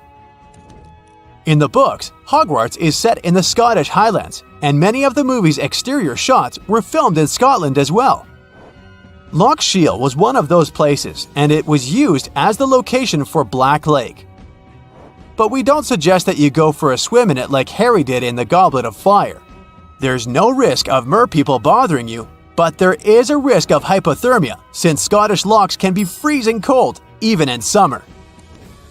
In Harry Potter and the Sorcerer's Stone, Yorkshire County's Goathland Station was used as the film location for Hogsmeade Station, where the students depart from Hogwarts at the end of the movie.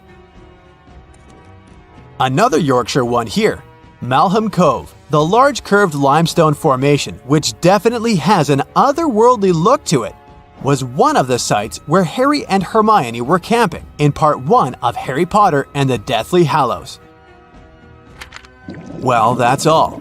Now you've finished reading your letter, we'd appreciate it if you'd send us a Muggle chocolate bar or two back with our owl, because our frogs keep jumping away. Yours sincerely, Brightsiders of Hogwarts. The conditions on this mysterious island might teach us how we can live on Mars one day. Devon Island is, to this day, the largest uninhabited island on our planet. It's located in the Canadian Arctic archipelago, and it's easy to see why people find it impossible to make a home here. The soil stays frozen throughout the seasons. The eastern part of the island is covered by a thick ice cap all year round. Summers here last for less than 50 days, and by summer, I mean that the ground is snow-free and the temperatures are slightly over 46 degrees Fahrenheit. Since almost no plants are growing here, there are no animals that could have adapted to these conditions. That's why scientists compare this island to what it would be like to live on Mars. In 2001, a project started here on Devon Island looking to discover how people might live and work on other planets, particularly on Mars. It's called the Houghton Mars Project and offered NASA scientists some unique studying opportunities. There are few options here in terms of logistics and transportation, and communicating with people living outside the island is also a bit more difficult. Specialists believe that if we can find solutions to live here, we might be able to do it on Mars too. Think of it as a home-based outer space boot camp. The Pitcairn Islands can be found in the middle of the Pacific Ocean. If you're a fan of adventures and remote places, this is the place to be. But you'll need to buckle up for quite the ride, since no plane has ever reached this place. The only way to reach the Pitcairn Islands is to take a 32-hour yacht ride. No wonder only 50 people are known to live here. Its history is really interesting too. A group of people settled here in the 18th century after a failed marine mission. To this day, all the residents of the island are descending from that initial group. Life's not easy here though.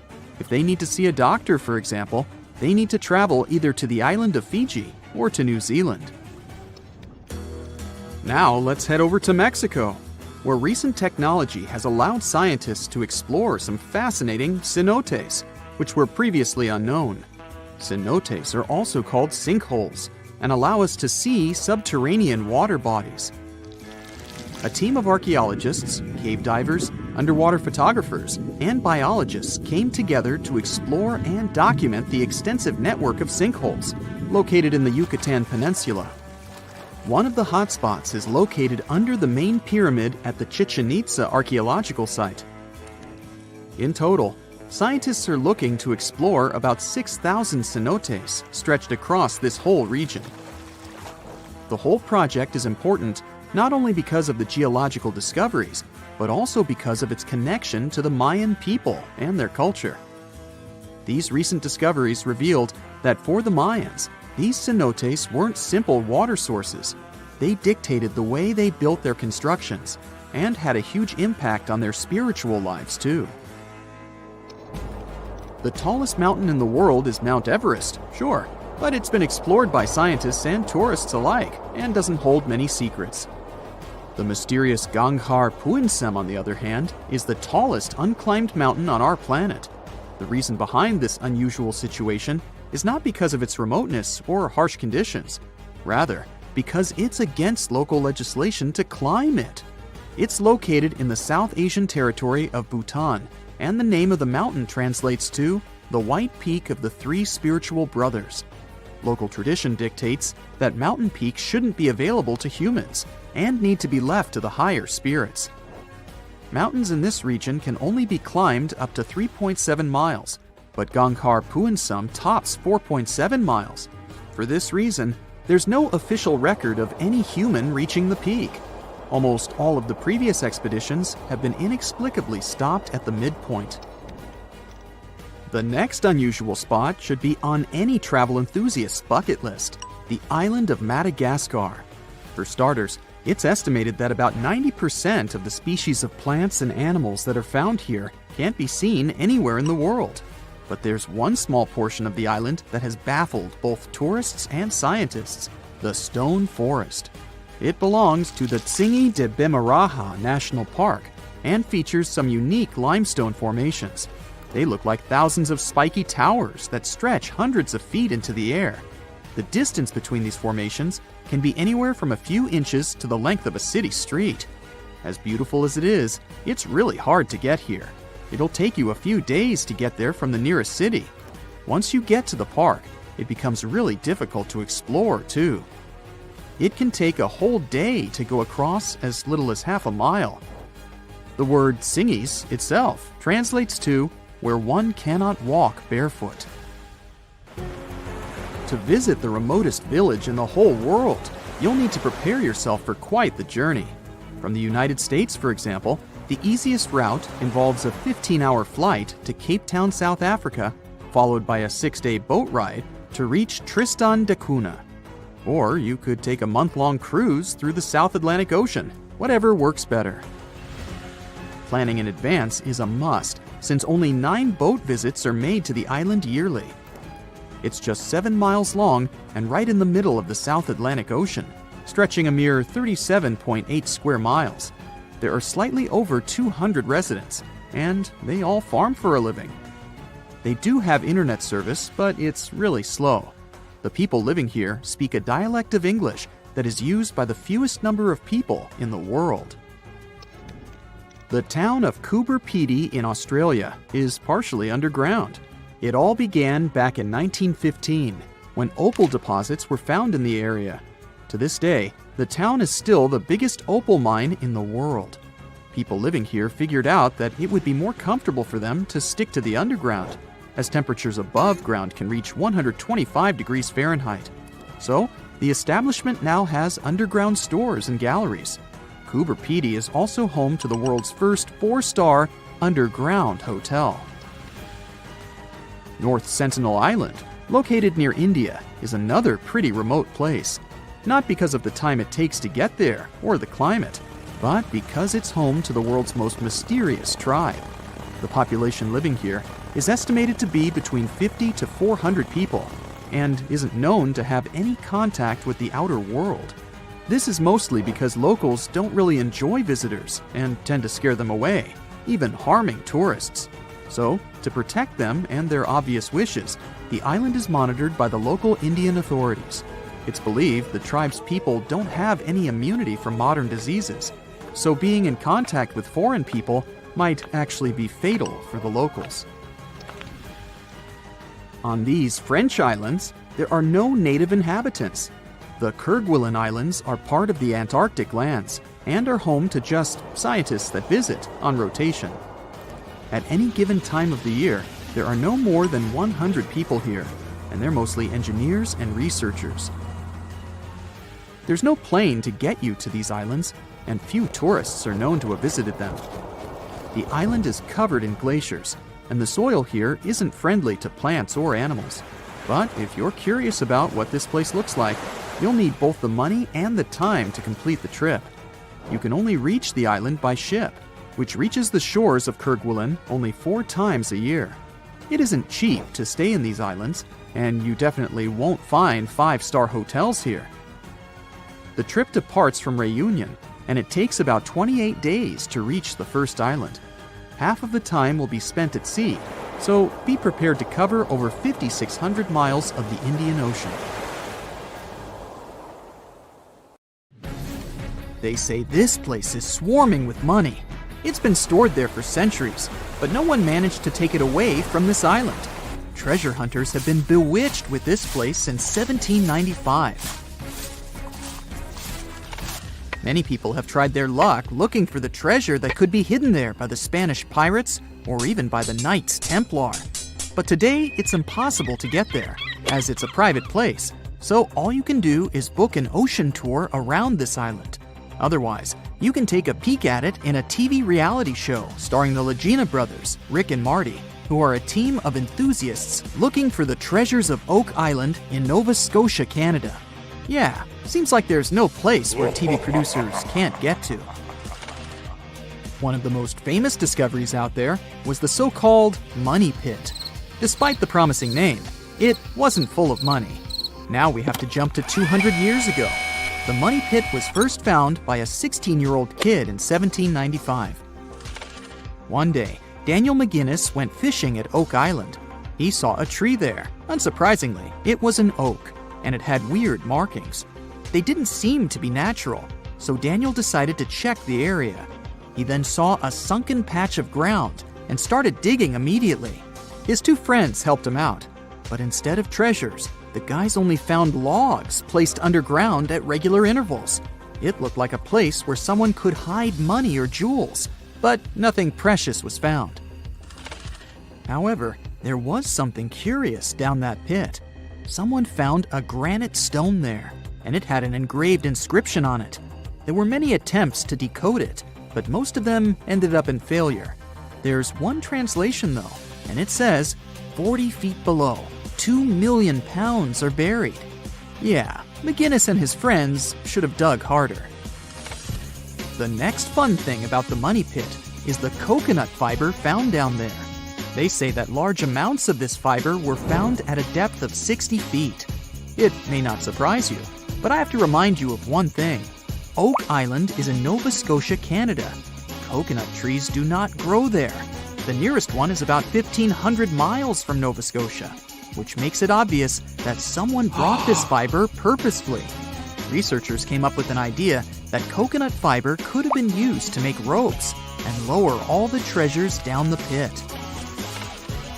Next up, we have not one, but two mysteries. In the late 1800s, the Oak Island Treasure Company was thoroughly inspecting and excavating the island. Everyone believed something enormous was hidden there. These guys managed to drill 153 feet underground. That's like 15 stop signs stacked one on top of the other. You might have guessed that they didn't find pounds of gold and diamonds, but they found a manuscript. There's a theory claiming that it's one of Shakespeare's lost manuscripts. Some scientists believe that it was hidden there by the writer and scientist Francis Bacon, the true author of Shakespeare's works. Yeah, rumor has it it was Francis and not William who wrote all the plays and sonnets. But there's no proof it was really so. The Money Pit may be the most popular shaft on Oak Island, but it's not the only one, and it's not the first. Before the Money Pit discovery, treasure hunters were drilling at Smith's Cove. While damming there, they found a wooden piece. It was a U-shaped formation that had Roman numerals. After a more thorough inspection, the specialists realized it was supposedly dated to 1769.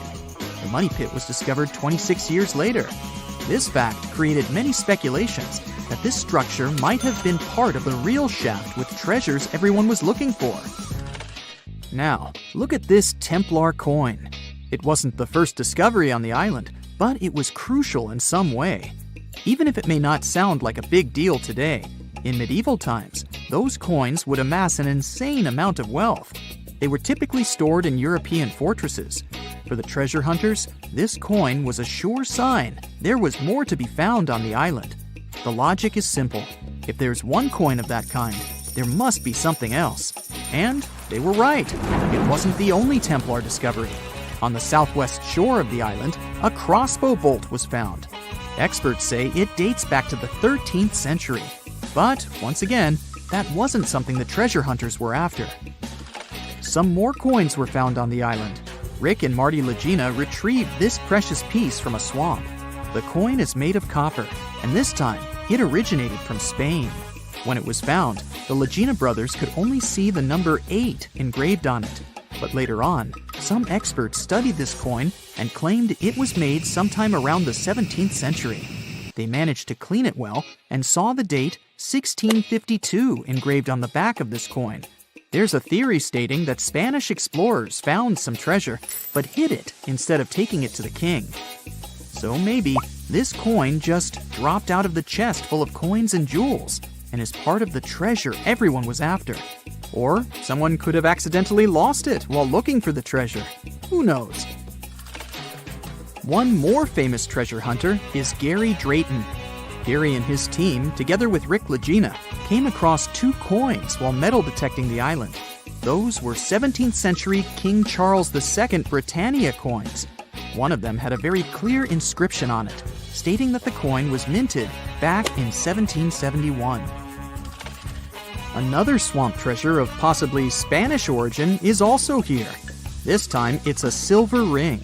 A specialist studied it closely and reported that it had been repaired twice. The ring was once made bigger, and it was also made smaller once. It's decorated with a floral design, which was popular in Europe in the 1730s. Among all the other curious things, Rick and Marty Legina found a silver button at Isaac Point. The button's pretty old. It supposedly dates back to the middle of the 18th century, and the notorious money pit was discovered later. This is why it wasn't a big deal of a find.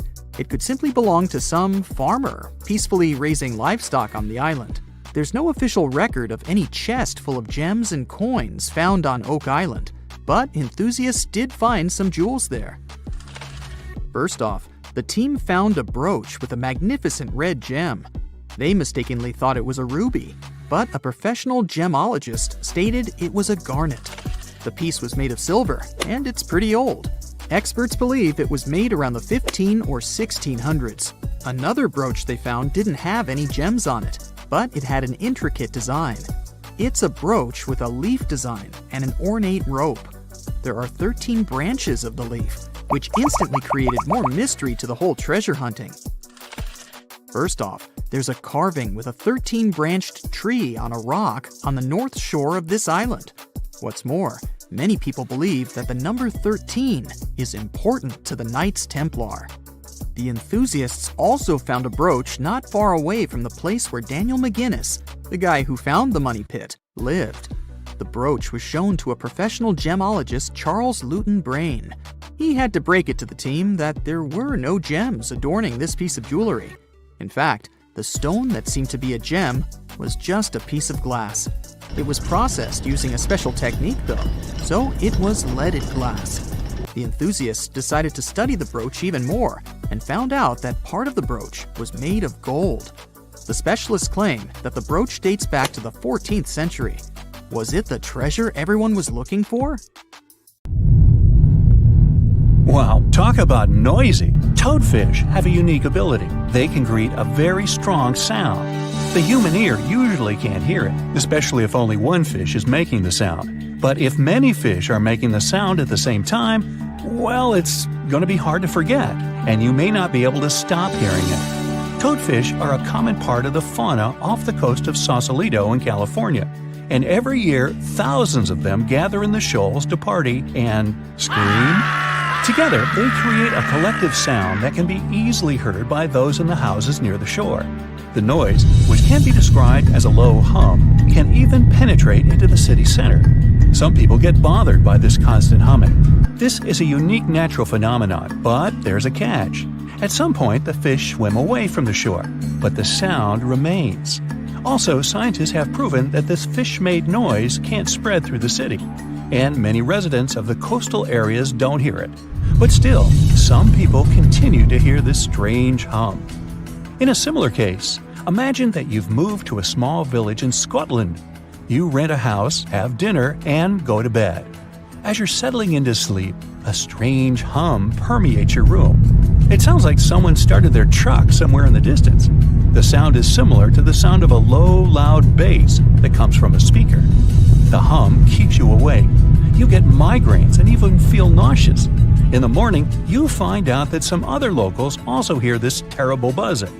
They tell you about a huge factory located nearby. Machines, engines, steam boilers, big air vents, and generators emit a loud, heavy hum that passes through the air. Sound waves spread throughout the village and annoy people with a sharp sense of hearing. You've been hearing this sound for several days and suffering from insomnia. Then, one day, the factory goes bankrupt. All the workers leave their positions and turn off all the engines and fans. Great, you'll finally sleep in peace. But you know what? The sound doesn't disappear. It follows you wherever you are. And it's not about the factory or the fish or the truck engine. Imagine that you're walking down the streets of a small English town. There are a lot of planes flying right above you. The hum they make follows you. Even in bed you can hear it. You wonder if there's an airport nearby. You ask the locals and find out there's not even a runway here. But where does the sound come from? You raise your head to look up and see a clear sky. There are no planes, but there's noise. And you're not the only one who hears it. Some locals are sure that the hum comes from high-speed traffic on the highway. Thousands of cars drive in two directions and leave massive sound waves behind. But at night, there are no cars there, and the sound remains. Maybe you're going mad. People's stories about the hum save you from this madness, and it's not just the residents of this town that know about it. About 4% of people on the planet hear the hum. Strangers tell each other about the hum that prevents them from sleeping and concentrating on something. The sound follows them everywhere and doesn't stop. Some people hear it in certain places, so they move to other cities. Maybe you're hearing it right now and not paying attention. But be careful. If you recognize it once, you won't be able to stop hearing it. There's a website and a forum on the internet dedicated to the hum. People from all over the world put geolocations in places where they heard this mysterious phenomenon. You can find thousands of these coordinates on the site and even add your own. People describe different levels of noise and share their sources. Some theories say that the hum is the sound of our planet coming from the core. Someone else is sure that it comes from the atmosphere. Scientists have even been consulted, but they also don't know the reason for this phenomenon. People use high-frequency microphones and amplifiers to record the hum. Almost everywhere, they detect a low-frequency vibration that is practically impossible for the human ear to catch. It mixes with the sound of cars, printers in the office, and subway trains.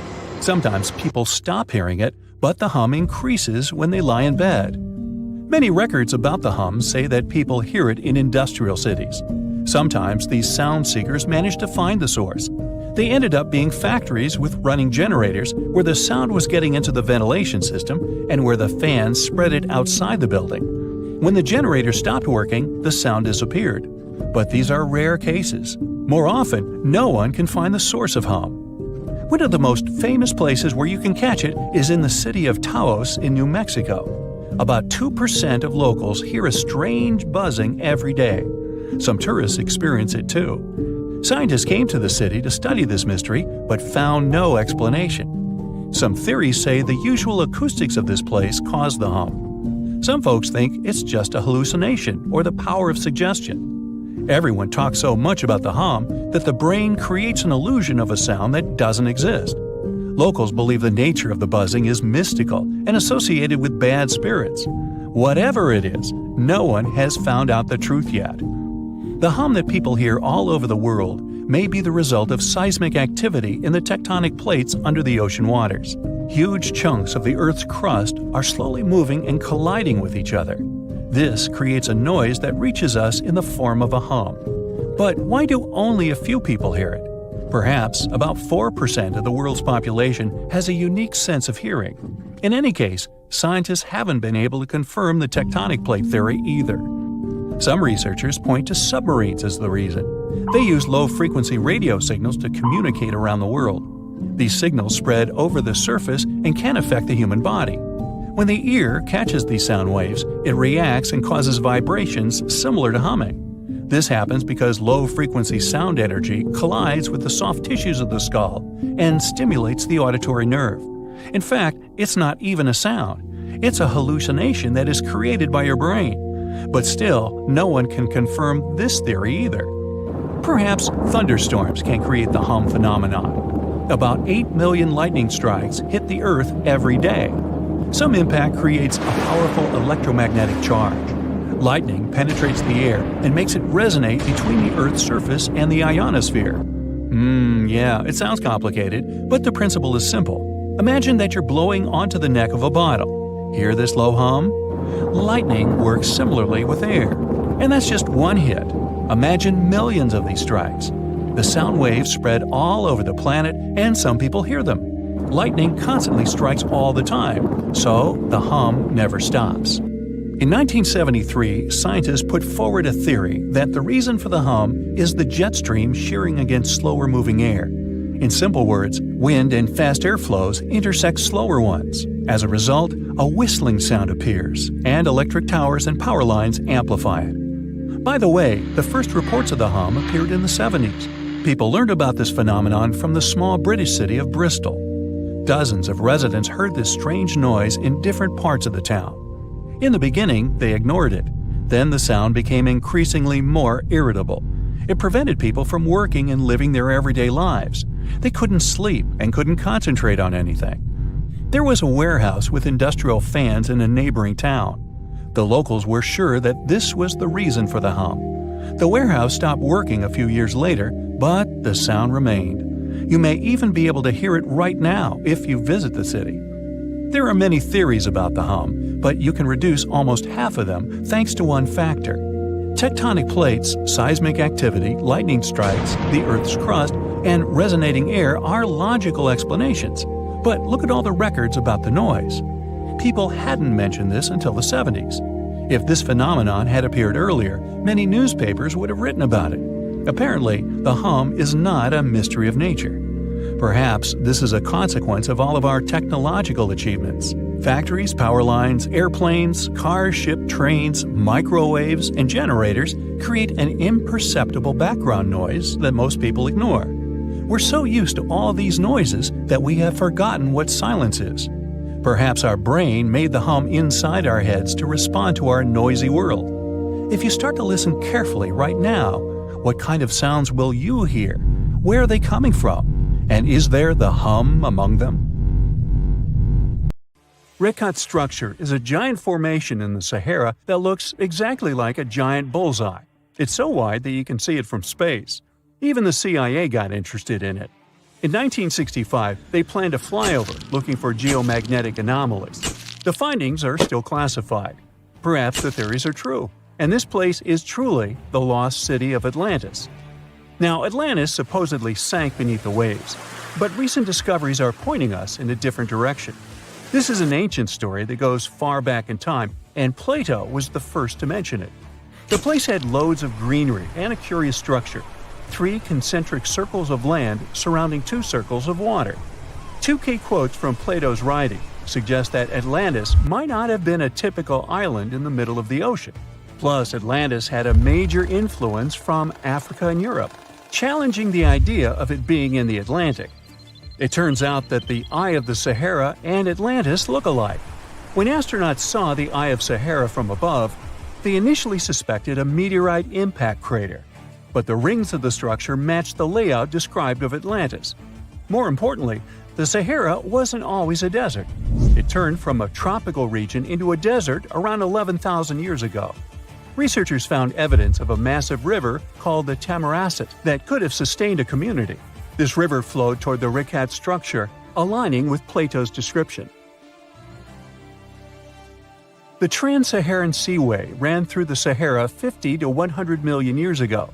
The sea allegedly destroyed Atlantis around 11,500 years ago, likely due to a rapid rise in sea level caused by the end of the Ice Age. NASA's worldview imagery shows patterns consistent with this theory. Those concentric rings might be a key to unlocking the secrets of our planet's evolution over millions of years. They're shaped by erosion on resilient rock layers, creating a spooky pattern of ridges and troughs. The central peak stands proud at 1,300 feet. The central part has undergone a significant erosion makeover, revealing a circular structure with a raised peak. Unlike impact craters, the Eye of the Sahara flaunts a striking balance and symmetry. Some say it results from rock uplift, sculpted by wind and water. Others think it's an ancient anticline, eroded to reveal its concentric glory. Then there's a salt diapir theory, suggesting that salt's buoyancy sculpted this beauty. Dating techniques have proved that it formed 541 to 252 million years ago, give or take a million or two. Ancient tools are scattered around the outer rings of the structure near riverbeds. Some older stone tools have also been spotted in the same areas. And still, even though some spear points from the Neolithic period have been found, there aren't many signs that people were living there back then. The area seems to have been used for short-term activities like hunting and making tools. There are other unearthly mysteries that haunt our world. One such enigma is in Norway, the ominous Hessdalen light phenomenon, also known as the Valley of Lights, leaves scientists confused. This valley is 10 miles wide, it's quite isolated, but a peculiar blue box sits high on the hillside, equipped with cameras scanning the valley. The unsettling saga began in the 1980s, when the night sky over Hessdalen erupted with burning fireballs, a recurring spectacle that sent shivers down the spines of those who witnessed it. This wasn't a fleeting occurrence, rather it became a regular thing. Terrified locals reported encounters with these unexplained luminous phenomena, some of which happened near their homes. Unease spread like wildfire. At its peak, there were about 20 sightings every week. The phenomenon made its way into newspapers, magazines, and media worldwide. Soon, people flocked to the valley, hoping to see the lights themselves. In 1984, experts joined the fray, armed with sophisticated instruments like magnetometers, radiometers, and other ometers. What they encountered was mind-bending, lights that defied explanation. Some moved at a leisurely pace, while others raced through the sky at an astonishing 19,000 miles per hour. People tried to explain these lights: airplanes, distant reflections, ball lightning, satellites, planets, meteors. But the speed and how these lights danced ruled out all those theories. We're slowly approaching another mysterious place. This is the greatest subglacial lake among Antarctica's 675 known lakes. It can easily hide unknown life forms. This lake is beneath the East Antarctic ice sheet. Dive about 2.5 miles under the ice, and there you'll see Lake Vostok, located at 1,600 feet below sea level. This lake is 155 miles long and 31 miles wide at its broadest point. With an average depth of 1,400 feet, it's also the world's sixth largest by volume. It's like an underwater city with lofty pillars and deep bases. The secret lake was discovered in 1993, yet it had been waiting to be found down there for over 2,000 years, collecting ancient secrets. In 2012, scientists drilled through the ice, creating the longest ice core ever. They pierced the ice all the way to the lake's surface.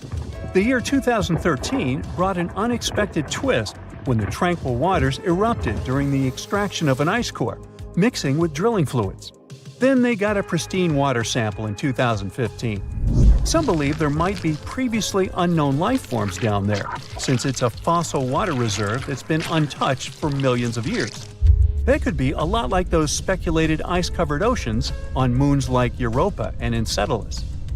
It all started with a theory in the 19th century, suggesting fresh water lurking under Antarctic ice sheets. Then, in 1955, seismic soundings hinted at a subglacial lake, and by the 90s, satellite data confirmed Lake Vostok's existence. Now, Lake Vostok isn't alone. In 2005, they found an island in the middle of the lake. Then, two smaller lakes joined the party. They suspect that a secret network of subglacial rivers might link these lakes. Now, very far away from Antarctica, in Venezuela, Catatumbo lightning presents a sinister light show at the junction of the Catatumbo River and Lake Maracaibo. This unsettling lightning phenomenon happens at about 140 to 160 nights a year, going on for 10 hours a day, and can flash up to 280 times in a single hour. The frequency of this lightning show changes with the seasons and from year to year. There was a break between January to March in 2010, causing a bit of worry that it might vanish forever. As the sun sets, winds from the east start picking up speed. The strong wind is called a nocturnal low-level jet, like what you see in the Great Plains of North America. These winds bring moisture, mostly from the Caribbean and the lake itself. This humid air hits high mountain ridges, causing thunderstorms to form over the mountains. Thanks to the ongoing wind situation, more thunderstorms appear as the night goes on. This pattern repeats itself, and is why this area has the highest annual lightning rate globally. The next place scientists cannot explain is in China. That is the Longyu Caves. They have lofty slanted roofs and sturdy pillars. The spot remained hidden for centuries. These human-made caverns, built around 2,000 years ago, decided to reveal themselves only in the 90s.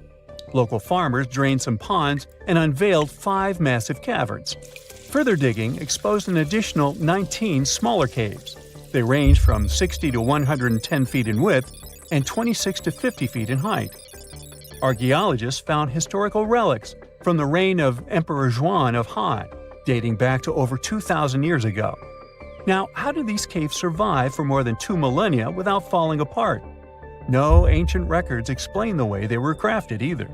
The walls show chisel marks, hinting at some layer-by-layer chiseling action, but the exact construction process is still a head-scratcher.